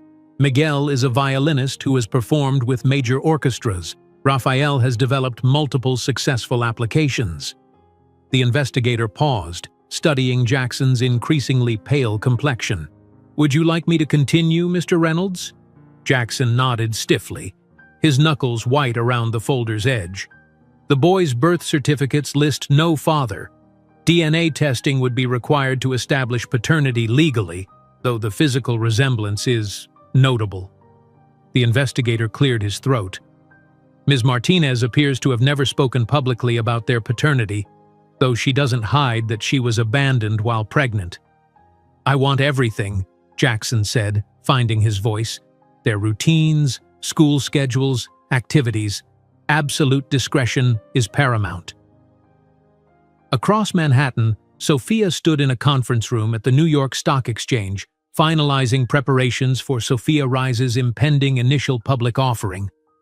Financial advisors and board members surrounded the large table, reviewing projected valuations and share allocations. "We want 30% of shares reserved for female investors and employees," Sophia instructed, ignoring the raised eyebrows from the more traditional financial advisors. "This company was built to empower women. Our IPO should reflect that mission." "Ms. Martinez," a silver-haired advisor began cautiously, "while we admire your commitment to social impact, perhaps a more conventional approach would contradict everything we stand for," Sophia finished firmly. "This isn't negotiable, Charles. Sophia Rise goes public our way, or we find underwriters who understand our values." The room fell silent before the lead banker nodded. "We'll make it happen." That evening, the triplets gathered around the kitchen island in their Central Park penthouse as Sophia prepared dinner, a ritual she maintained despite having a private chef on call. Some traditions from their humbler beginnings remained sacred. "Mom, the DNA results came back," Raphael announced, setting his tablet on the counter. 99.9% confirmation we're half Dominican, half British." "Are you surprised?" Sophia asked, adding fresh cilantro to the sofrito. "Not about the heritage," Gabriel replied thoughtfully. "But it's interesting to see the genetic markers for mathematical ability. All three of us have them." "And the musical ones," Miguel added, "though I'm the only one who developed them." He playfully nudged Raphael, who rolled his eyes. Sophia's phone rang, her foundation director with news about a major donation, as the boys continued examining their genetic report, unaware of how the other half of their DNA was currently scrambling to insert himself into their meticulously constructed lives. In Boston, Jackson sat alone in his expansive office, the Reynolds Enterprises quarterly report open before him. The numbers told a concerning story. Sales down 20%, innovation stagnant, competitors outpacing their once dominant position in luxury real estate. "The board is requesting a strategy revision," his CFO explained during their morning meeting. "We need either significant innovation or strategic partnerships to maintain market position." The unspoken truth hung between them. Reynolds Enterprises, for all its old money prestige, was being left behind in a rapidly evolving market. Jackson's thoughts drifted to Sophia Rise's valuation, nearly 4 times that of his family's century-old company. How had she done it? The waitress he had dismissed as never enough had built something he couldn't match with all his advantages, connections, and inherited wealth. Meanwhile, Sophia began her undercover work at the Plaza Hotel, donning the gray uniform and practical shoes of the housekeeping staff. With specialized camera glasses recording everything, she scrubbed bathrooms and changed linens alongside undocumented workers, documenting 14-hour shifts without breaks and supervisors who threatened deportation for the slightest infraction. "How long have you worked here?" Sophia asked a young Salvadoran woman in Spanish as they changed sheets together. 3 years, the woman replied quietly. 7 days a week. No sick days allowed. Sophia nodded, remembering her own desperate days. "Do they pay overtime?" The woman's bitter laugh was answer enough.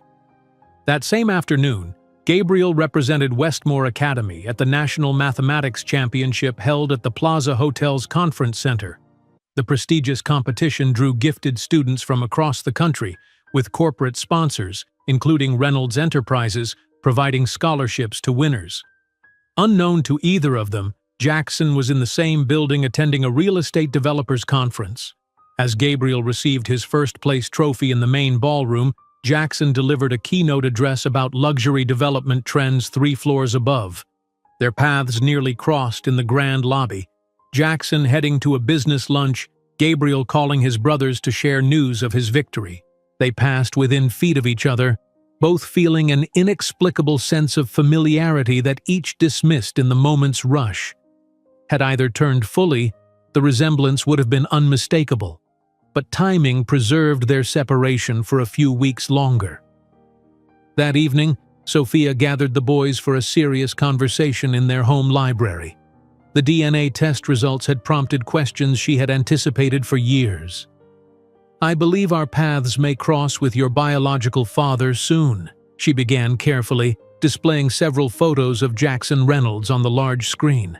"His name is Jackson Reynolds. He runs Reynolds Enterprises, a real estate development company based in Boston." The boys studied the images with different reactions. Miguel's face showing emotional conflict, Raphael analyzing with clinical detachment, Gabriel's expression hardening protectively. "He looks like us," Miguel observed quietly. "Why tell us now?" Gabriel asked, his arm instinctively going around Miguel's shoulders. Sophia chose her words carefully. "Because you deserve to know your complete history, and because New York is smaller than it seems. Our worlds are increasingly overlapping in business and social circles." "Has he tried to contact us?" Raphael questioned pragmatically.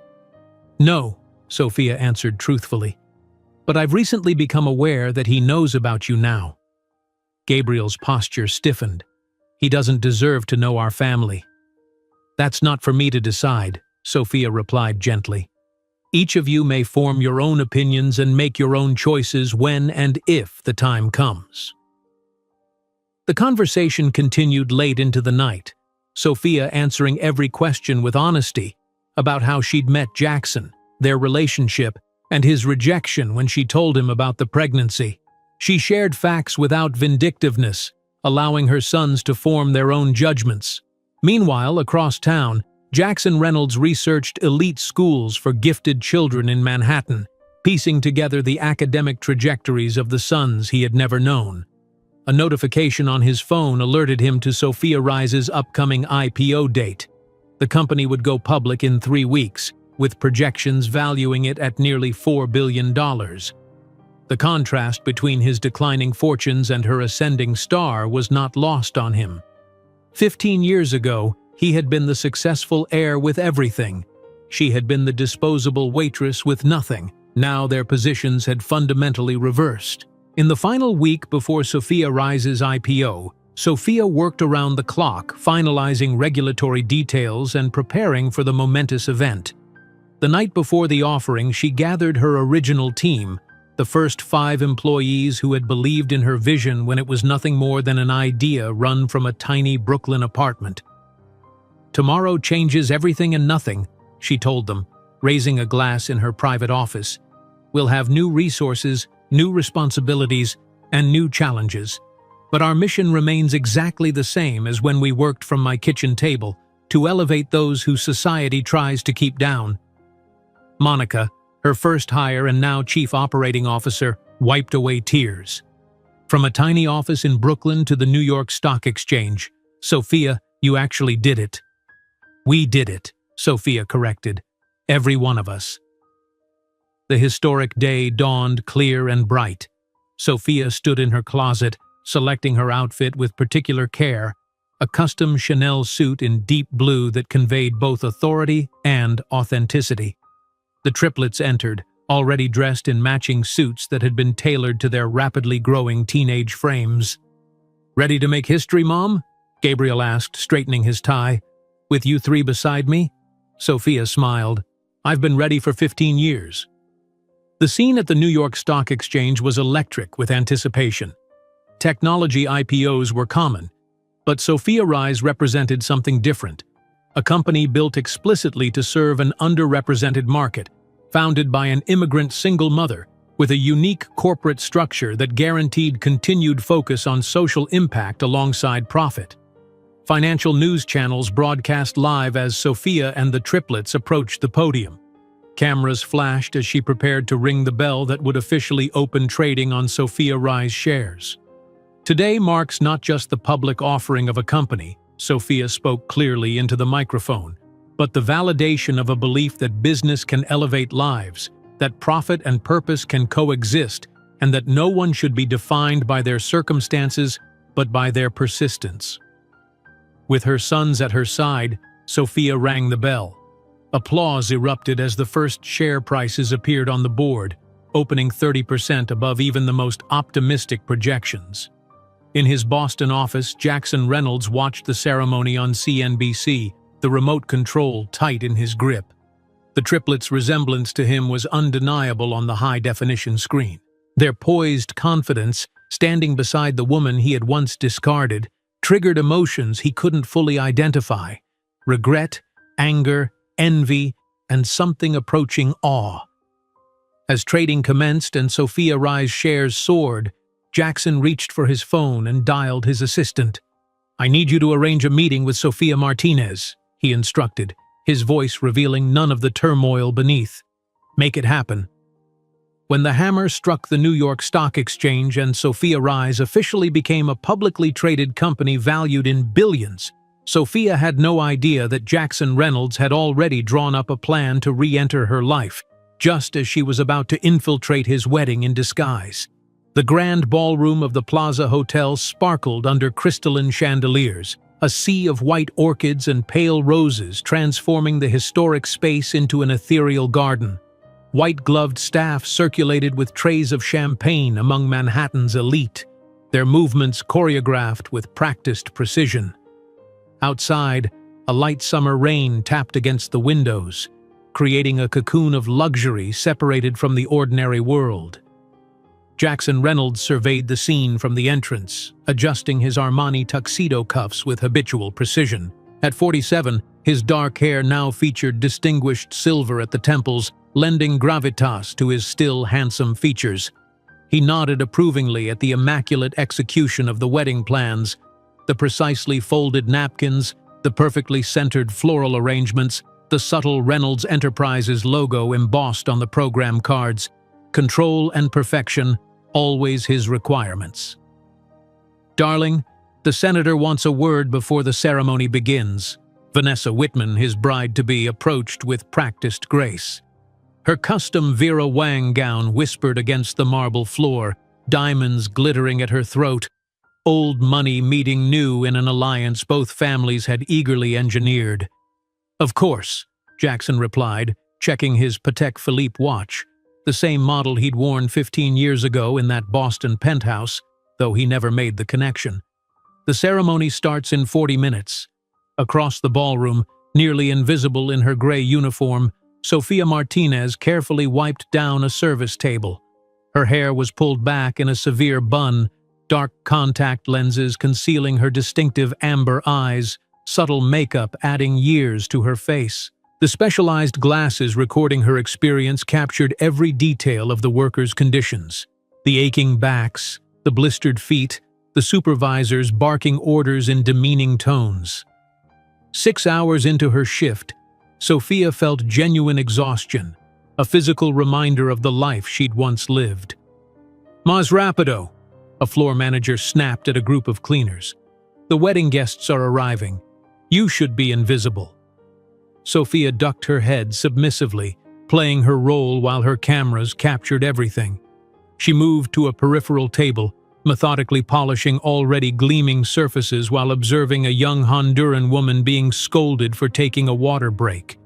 The special eyeglasses recorded it all, evidence for the exposé that would eventually improve conditions for women like these, women she had once been. "To the Reynolds-Whitman family!" Senator Craig Whitman's voice boomed through the ballroom as the pre-ceremony reception reached its peak. He raised his crystal champagne flute, commanding attention with the practiced ease of a career politician. "May this union bring prosperity and heirs that perpetuate our legacies." Jackson smiled automatically, the expression not quite reaching his eyes. Children, heirs. The words now carried an uncomfortable weight he couldn't share with anyone in this room, not even his bride. 3 heirs already existed, unknown to everyone in his circle. 3 15-year-old boys with his eyes and someone else's determination. His gaze drifted absently across the ballroom, momentarily catching on the figure of a maid working quietly in the corner. Something about her posture triggered a distant memory he couldn't place, a déjà vu that pricked at his consciousness before dissolving as Vanessa reclaimed his attention. The side doors of the grand ballroom swung open as staff prepared for the transition from reception to ceremony. Jackson noticed a group of young men in formal attire entering, apparently part of some academic event scheduled to use the adjacent salon after his wedding. Leading the group were three identical teenagers, their confident posture and striking features immediately drawing attention. "Quite the entrance," Thomas Willis, Jackson's best man and Harvard roommate, murmured beside him. "Those must be the scholarship recipients for tonight's academic honors."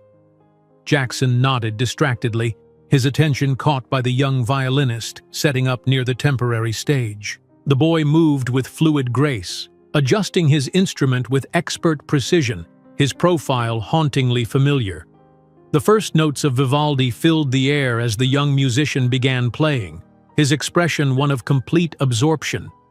The wedding guests quieted, many turning to appreciate the unexpected musical interlude as they took their seats for the ceremony. "Jack," Thomas whispered, leaning closer. "That violinist, isn't he one of the prodigy kids from Sophia Rise? The company run by that immigrant woman who became a billionaire?" Jackson froze, his champagne glass suddenly unsteady in his hand. Sophia Rise? The name sent an electric current through his body. "What coincidence is this?" "Not a coincidence at all," Thomas continued, oblivious to Jackson's growing discomfort. "It's in this month's Forbes. Sophia Martinez built a tech empire from nothing while raising triplets on her own. Quite the inspirational story." "Triplets?" Jackson's voice cracked slightly, his eyes darting back to the young violinist, then to the two identical boys waiting at the side of the room. "Yes, those three identical boys. The violinist and the two others standing there. They say they're geniuses, all three. The mother never revealed who the father is, but—" Jackson heard nothing more. The room seemed to compress around him as his gaze jumped frantically between the boys and the maid working in the corner. Time crystallized into perfect, terrible clarity as the pieces aligned in his mind. That walk, that posture even disguised by the uniform. The same name, the same timing. Three young men with his eyes. "My God," he whispered, rising abruptly from his seat. "Is that Sophia? Am I seeing a ghost, or is that the waitress I got pregnant?" Vanessa looked up with concern, her perfectly sculpted brows drawing together. "Jackson, is everything all right, darling? You look pale." Gabriel finished his acceptance speech for the Mathematics Excellence Award, his poised delivery earning enthusiastic applause. Jackson barely registered the young man's words about the power of resilience learned from an extraordinary mother. As if in a trance, Jackson moved across the ballroom toward the maid who had retreated to a less illuminated area, apparently trying to avoid notice. His heart hammered against his ribs, each step carrying him toward a past he had buried beneath 15 years of deliberate forgetting. "Sophia?" he called, his voice barely audible over the ambient noise. She turned slowly, removing the dark glasses, revealing the eyes he had never forgotten, now hardened by experience and power. "Jackson Reynolds," she replied, not as a question but as a cold statement of fact. "You seem surprised to see someone from your past cleaning floors. Curious, considering that was exactly what you expected me to do for the rest of my life." You're really Sophia Martinez? The CEO of Sophia Rise?" The words sounded absurd even as he spoke them. A humorless smile curved her lips. "Ironic, isn't it? The woman who would never be enough built something your inherited fortune never managed to equal." Their conversation was interrupted as Raphael approached, concern evident on his young face. "Are you all right, ma'am? I saw you forgot your medication in the staff room when you helped us yesterday." The teenager glanced suspiciously at Jackson. "I'm fine, thank you," Sophia replied, maintaining her cover while Jackson stared in stunned silence at the adolescent who was his mirror image at 15. "Dad, is everything okay?" Vanessa approached, followed by her father and several influential guests. "Who is this employee?" The tension was palpable. The entire ballroom seemed to have fallen silent, though only the immediate circle was aware of the drama unfolding. "Vanessa, Jackson began, but was interrupted by Gabriel joining his brother. "Hey, you're the lady who helped us yesterday at the hotel," Gabriel exclaimed, recognizing Sophia despite her disguise. "But you seem unwell." Indeed, Sophia had suddenly paled, a combination of genuine exhaustion after hours of investigative work and the emotional impact of the confrontation. She swayed slightly, accidentally knocking over a serving tray, revealing the authentic ID badge she kept hidden beneath her false one for the investigation. Simultaneously, Miguel joined his brothers, the three now forming an instinctive protective barrier around the woman who had begun to falter. "Mother?" Miguel exclaimed, finally recognizing Sophia beneath the disguise, his voice carrying clearly in the now hushed vicinity. "Mother!" echoed Vanessa, her gaze bouncing between Jackson and the triplets, whose facial features were unmistakably identical to her fiancé's. The room spun around Sophia as she struggled to maintain her composure. "Boys, I can explain. The disguise is for the Times investigation." "Wait, you're Sophia Martinez?" Senator Whitman stepped forward, his expression transforming from disdain to shocked recognition. "The CEO of Sophia Rise? What is the meaning of this, Jackson?" Before Jackson could formulate a response, Sophia collapsed completely, caught by her sons as murmurs rippled through the ballroom and smartphones began capturing the unfolding scene. "Call an ambulance!" Raphael shouted, his young face contorted with worry. Jackson remained frozen, watching helplessly as his past and present collided catastrophically, destroying in seconds the carefully constructed image he had maintained for decades. His phone vibrated incessantly in his pocket with incoming notifications, the first images already circulating on social media, with speculative headlines about the mysterious connection between the real estate magnate, the billionaire tech CEO disguised as a cleaner, and three teenagers extraordinarily identical to him. The wedding guests whispered among themselves, pieces of the puzzle falling into place as they recognized the famous entrepreneur now unconscious in the arms of three boys who could only be Jackson's sons. Vanessa stepped back, her expression hardening from confusion to comprehension to fury as she glanced between her fiancé and the unfolding scene. 15 years, Gabriel said, his voice low but carrying in the tense silence as medics rushed forward. 15 years, and you never once tried to find us. Jackson opened his mouth, but no words came. What could he possibly say to this young man? To any of them? The truth was written in their DNA, in their faces, in the unmistakable eyes that matched his own. Senator Whitman placed a protective arm around his daughter's shoulders, his political instincts immediately assessing the public relations disaster unfolding. "Jackson, I think you have some explaining to do. To all of us." But Jackson's attention remained fixed on Sophia's unconscious form and the three extraordinary young men protecting her, the four people who should have been his family, the alternate life he had rejected with cruel certainty 15 years ago. As paramedics arrived and began attending to Sophia, 15 years of secrets, lies, and separate lives collapsed like a house of cards while phones continued capturing the exact moment Jackson Reynolds on his wedding day confronted his past in the form of a woman he had discarded and three young men who unmistakably carried his DNA.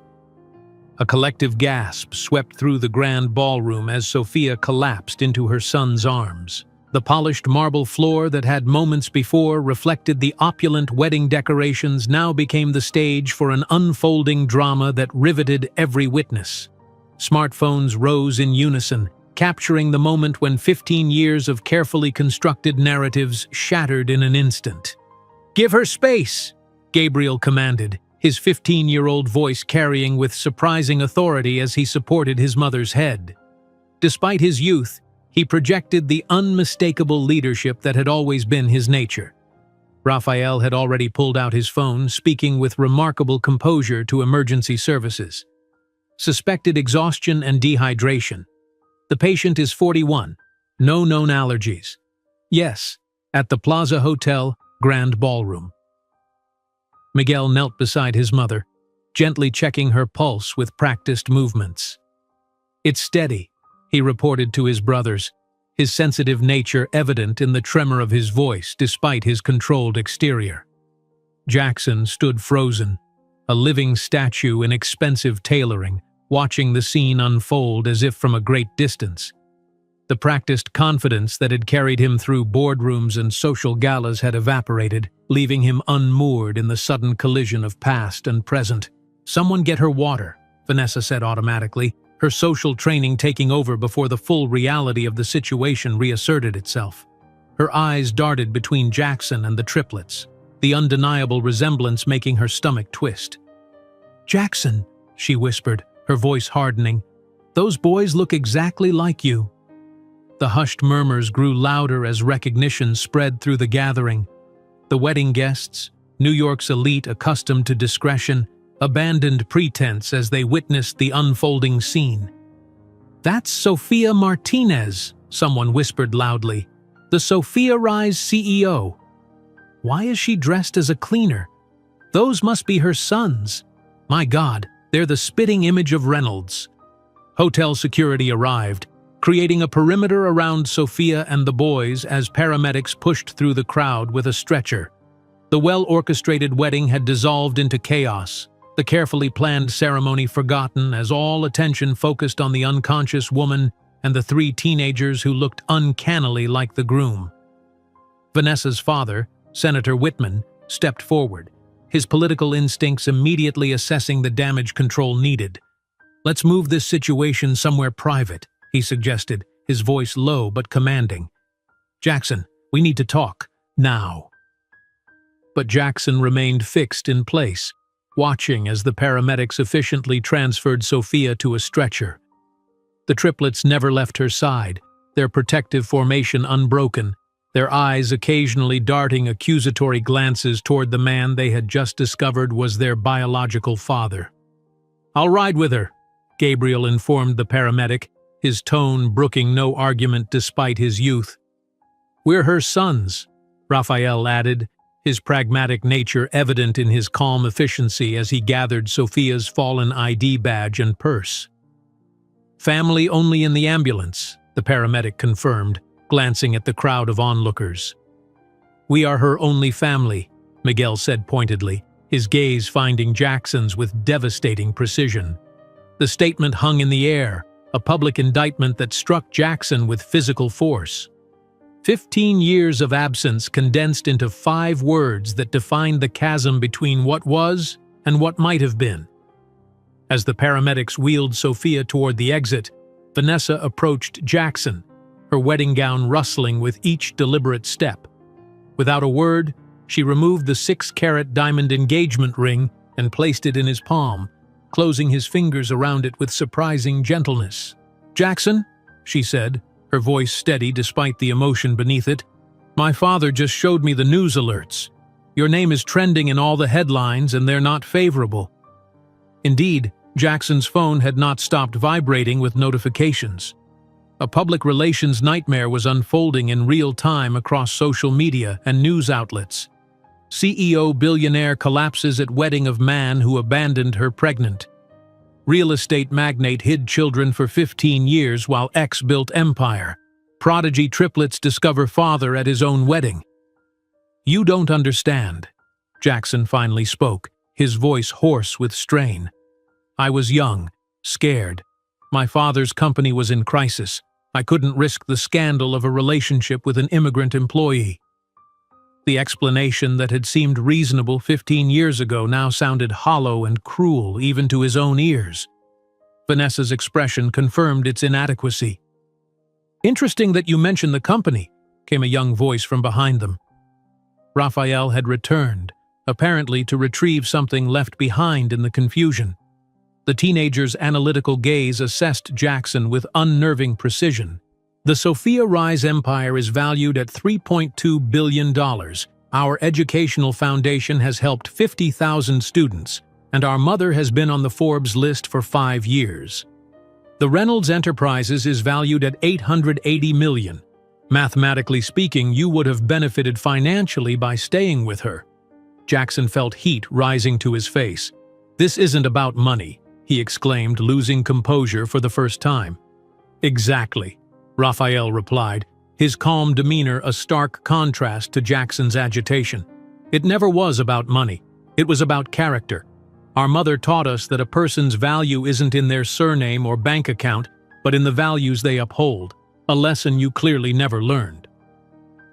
The corridor suddenly buzzed with activity as a group of executives in suits hurried toward Jackson, led by Diane Mercer, the CFO of Reynolds Enterprises.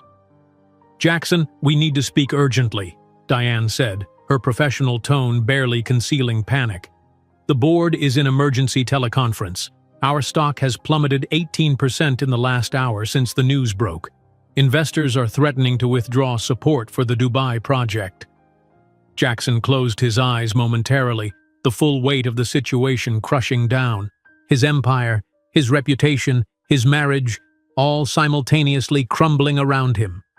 Inside the hotel room that had been converted to a temporary medical space, Sophia slowly regained consciousness, her eyes adjusting to the soft lighting. She immediately recognized the familiar presence beside her bed. "Dr. Chen," she acknowledged her friend and attorney who had been with her since Boston. "Are the boys all right?" "They're fine, Sophia. Extraordinary as always. Handling the situation better than most adults would." Eliza Chen smiled, adjusting the IV drip. "Your ex is in the corridor trying to speak with you." Sophia sighed, the exhaustion evident in every line of her normally determined face. 15 years too late. The boys showed him the dossier we keep, the one you never wanted to use. It was never about revenge, Eliza. It was about survival, then prosperity, then legacy. Sophia adjusted herself on the bed. "They have the right to know their origins. They always have. I never prevented it." A gentle knock on the door announced the triplets' entrance, their young faces divided between concern and determination. "Mom?" Gabriel spoke for the three, as he often did. "He wants to talk to you. We told him the decision was yours." Sophia looked at her sons, her greatest treasure, the living proof that the greatest rejection of her life had transformed into her greatest blessing. "Let him in," she decided.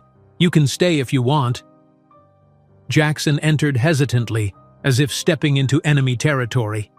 His gaze swept the luxurious hospital room, the state-of-the-art equipment, the three teenagers posted protectively around the bed, and finally settled on Sophia. No longer the frightened young waitress, but a woman of undeniable presence even in a hospital bed. "Sophia, he began, but words seemed inadequate against the magnitude of the moment. "You thought I wasn't enough," Sophia finally spoke, her voice calm, without a trace of anger or resentment. Just a factual statement that was somehow more devastating than any accusation. "But I built something that even in your most grandiose dreams you couldn't achieve, not for revenge, but because you showed me exactly the kind of person I never wanted to become." A nurse entered, interrupting the moment. "Mrs. Martinez, your test results are excellent. You're cleared for discharge tomorrow morning, with a recommendation for rest." "Thank you, Carlos," Sophia responded. "I want to be part of their lives," Jackson said abruptly, looking at his sons. "I can offer opportunities, connections, a family legacy." "A legacy?" Raphael laughed softly. "Mr. Reynolds, the Sophia Rise Foundation has already secured our future and that of thousands of other children. What specific legacy do you propose that would be superior to what we already have?" "Money isn't an issue for us," added Miguel. "And as for connections, the waiting list to intern at our mother's company has 3,000 names, including children of senators and CEOs. And about family," concluded Gabriel, "we've learned that family consists of the people who stay when everyone else leaves. You were the first to leave." Jackson then realized the magnitude of his error, not just the physical abandonment 15 years earlier, but the catastrophically wrong assessment of Sophia's potential. He had discarded not just an extraordinary woman, but the chance to participate in raising 3 exceptional young men. He had rejected what could have been his greatest personal and professional success. "I understand if you hate me," he finally said. "Hating would require you to be important in our lives," Sophia replied with surprising gentleness. "You're just a footnote in the story we've built. We don't hate you, Jackson. We simply moved on." Her phone rang and Gabriel answered, putting it on speaker. "Mom, it's Mark Zuckerberg about acquiring the AI division. Should I say you'll return his call tomorrow?" In that moment, the contrast couldn't have been clearer. While Jackson's empire crumbled in the corridor, with desperate executives and plummeting stocks, Sophia remained the gravitational center of a thriving universe even from a hospital bed. "Mr. Reynolds," called an assistant from the doorway, "the board is requesting your immediate presence. The emergency CEO replacement vote began 5 minutes ago." Jackson looked one last time at the family that could have been his: Sophia, serene in her unintentional victory, the 3 sons who were his physical reflection but the opposite of his character, the empire built from nothing that completely eclipsed his achievements. "I really lost everything, didn't I?" he murmured, more to himself than to them. "On the contrary," Sophia answered, her tone surprisingly devoid of malice.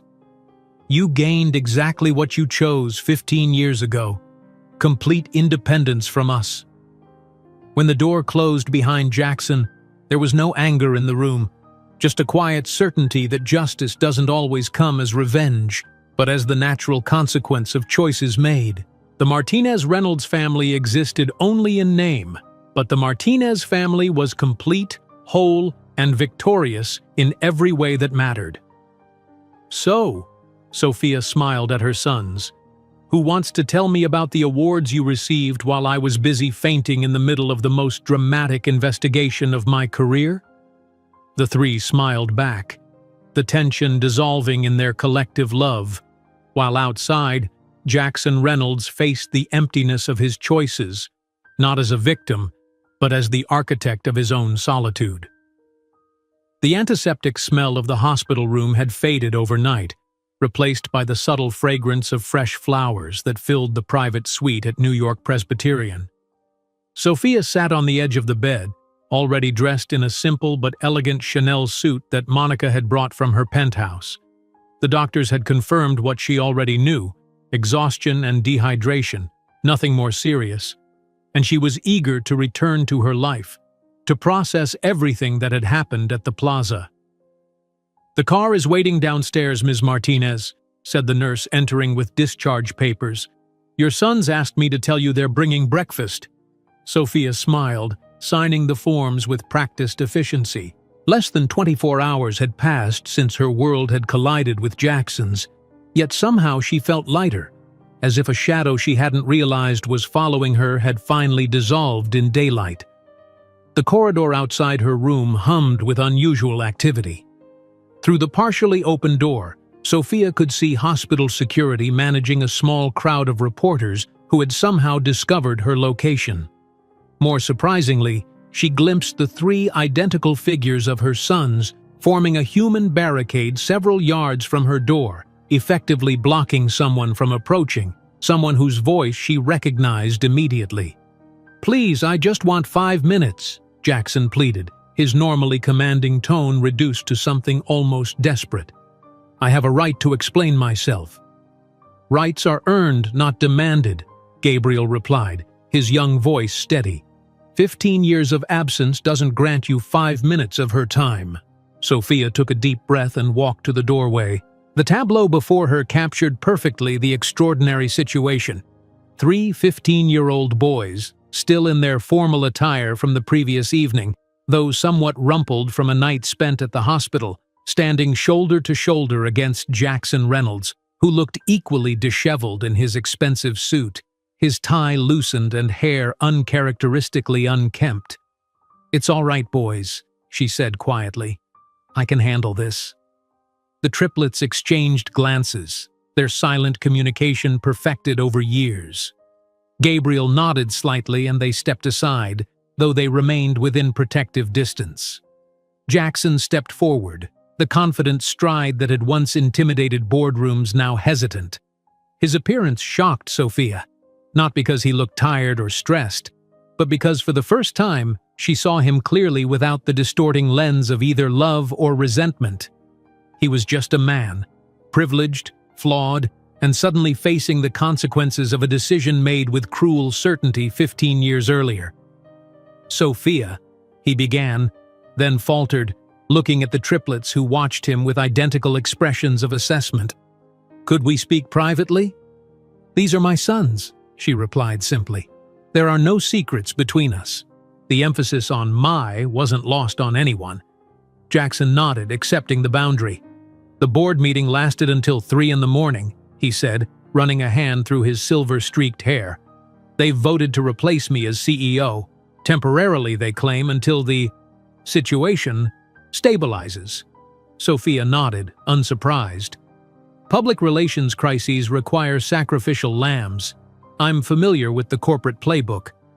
"Vanessa has postponed the wedding indefinitely," Jackson continued. "Her father suggested a cooling-off period while their family assesses the situation." "You mean while they determine if being connected to you remains advantageous?" Raphael observed clinically. Jackson didn't deny it. "The Dubai investors have put our development on hold. Our stock dropped 22% at closing." He looked directly at Sophia. "Your company's share price, meanwhile, rose 4% after opening bell this morning." A small, ironic smile touched Sophia's lips. "The market appreciates resilience and authenticity, 2 qualities I had to develop after you threw me out with garbage bags in the rain." The words landed like a physical blow. Jackson visibly flinched, his eyes darting to the triplets, who showed no surprise at their mother's statement. Clearly, they knew the full story of their origins. "I've made terrible mistakes," Jackson admitted, his voice hollow. "Unforgivable ones. But I want a chance to know my sons." "They're not possessions to be claimed when convenient," Sophia replied, her tone even.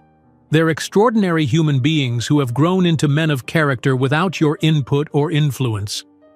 "I understand that," Jackson said, a note of genuine humility entering his voice. "I'm not asking to suddenly become their father. I know that role has to be earned. I'm just asking for a chance to meet them properly, to learn who they are." Before Sophia could respond, Dr. Eliza Chen approached from the elevator bank, carrying a tablet filled with incoming communications requiring attention. "The Times editor wants to know if you're continuing the hotel investigation," she reported professionally. "And the Sophia Rise board has called an emergency meeting for tomorrow to discuss the unexpected publicity." "Tell them I'll be in the office this afternoon," Sophia replied. "You're supposed to rest," Miguel protested, his concerned eyes so like his father's that the parallel momentarily caught Sophia off guard. "I'll rest at home while reviewing the quarterly projections," she compromised, then turned back to Jackson. "As for your request, it's not my decision to make." She looked at her sons. "Each of you is old enough to decide whether you want any form of relationship with your biological father. I won't influence that choice either way." The triplets straightened, the responsibility of adult decision-making sitting naturally on their young shoulders. "I'd like to know about my paternal genetic history," Raphael said pragmatically, "for medical and scientific purposes." "I have questions," Gabriel acknowledged, his protective nature evident in his guarded stance. "But I make no promises beyond a conversation." Miguel, always the most emotionally intuitive, studied Jackson's face before speaking. "I'd like to understand who you are, to know that part of my origins." Jackson's relief was palpable, though tempered by the conditional nature of their acceptance. "Thank you. That's more than I deserve." "Yes, it is," Gabriel confirmed without malice, simply stating a fact. A week later, Sophia stood before a forest of microphones in the Sophia Rise headquarters press room. The media frenzy following the Plaza incident had intensified after someone leaked surveillance footage of the moment the triplets had recognized their mother beneath her disguise, with Jackson's shocked expression clearly visible. Speculation had run rampant, with tabloids constructing increasingly dramatic narratives about their past relationship. Rather than hide, Sophia had decided to address the situation directly, on her terms. The room was packed with journalists, cameras tracking her every movement as she approached the podium in a simple but elegant navy dress that projected both authority and authenticity. "Thank you all for coming," she began, her voice steady. "I'm not here to accuse or expose. I'm here to speak about forgiveness and moving forward." A ripple of surprise moved through the assembled press. They had expected either scandalous revelations or corporate damage control, not this. 15 years ago, I faced the greatest challenge of my life as a pregnant immigrant abandoned by someone I trusted. That experience shaped me, but it doesn't define me or my children. We built our lives through perseverance, not victimhood. She paused, her gaze sweeping the room with quiet confidence. "Jackson Reynolds and I have reached a private understanding regarding the past. He has agreed to fund the expansion of the Sophia Rise Foundation with $200 million, which will allow us to double our educational scholarships and housing programs for single-parent families." The announcement triggered a flurry of camera flashes and hurried typing as reporters updated their stories in real time. This wasn't the vengeful exposé they had anticipated, but something far more compelling, a redemption story with practical benefits for thousands of vulnerable families. "I won't be taking questions about personal matters," Sophia continued firmly. "My sons deserve privacy as they navigate their own relationships with their biological father. What I will discuss are the expansion plans for our foundation's work, which is the real story worth telling." For the next 30 minutes, Sophia outlined the ambitious growth of Sophia Rise's social impact programs, effectively redirecting the narrative from scandal to substantive change. By the time she concluded, the tone in the room had transformed from salacious interest to genuine engagement with her vision. Later that evening, in the privacy of their penthouse, Gabriel handed Sophia a tablet displaying the day's media coverage. "They're calling you gracious and visionary," he noted with a hint of pride. "Not a single outlet led with the scandal angle after your redirection." "Because Mom gave them a better story," Raphael observed from the kitchen island where he was coding. "Redemption and positive impact sell better than revenge." "Was it hard?" Miguel asked quietly, sitting beside Sophia on the sofa. "Facing all those cameras, knowing everyone was expecting you to attack him?" Sophia considered the question carefully. 15 years ago it would have been impossible. Today it was simply a strategic choice. Revenge perpetuates pain. Forgiveness ends it. "Is that why you accepted his foundation donation?" Gabriel asked. "As a form of forgiveness?" "I accepted it because $200 million will help thousands of families avoid what we went through," Sophia replied pragmatically. His motivation, whether guilt, image rehabilitation, or genuine remorse, is secondary to the impact. 6 months later, Sophia stood on a temporary stage outside the newly completed Sophia Rise Center for Families in Queens, a comprehensive complex offering affordable housing, childcare facilities, job training, and support services for single-parent households. The spring sun warmed the gathered crowd as she prepared to cut the ceremonial ribbon. "This center represents everything we stand for," she told the assembled guests and media. "Not just support in crisis, but pathways to independence and dignity." The triplets, now approaching 16, stood tall beside her, 3 young men on the cusp of extraordinary futures, their matching blue eyes scanning the crowd with intelligent interest. Among the seated dignitaries in the 3rd row, rather than prominently placed in the front, sat Jackson Reynolds. His presence was neither highlighted nor hidden. He had contributed significantly to the center but had not insisted on recognition. Over the past months, he had met with each of the boys individually, beginning the complicated process of building relationships without expectations of immediate acceptance. Progress was slow but genuine, marked by occasional dinners and tentative shared interests, mathematical theory discussions with Gabriel, concert attendance with Miguel, and technology investment analysis with Raphael. As Sophia cut the ribbon to enthusiastic applause, Her gaze briefly met Jackson's across the distance.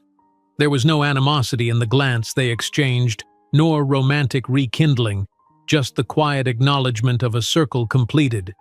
He nodded slightly, respect evident in his expression. The first residents began touring the facility, single mothers with children, their faces showing the same mix of determination and exhaustion Sophia had once worn. Watching her sons guide these families through the building, explaining the resources available with genuine empathy, Sophia felt a profound sense of completion. As she observed her 3 extraordinary sons welcoming the first residents of the Sophia Rise Center, she finally understood that the rainy night in Boston hadn't been the end of her dreams, but the true beginning. For sometimes it's only when we lose everything that we discover what we're truly capable of. If you enjoyed today's video, I'm sure you'll love the next one. Don't waste time. Just click on the screen.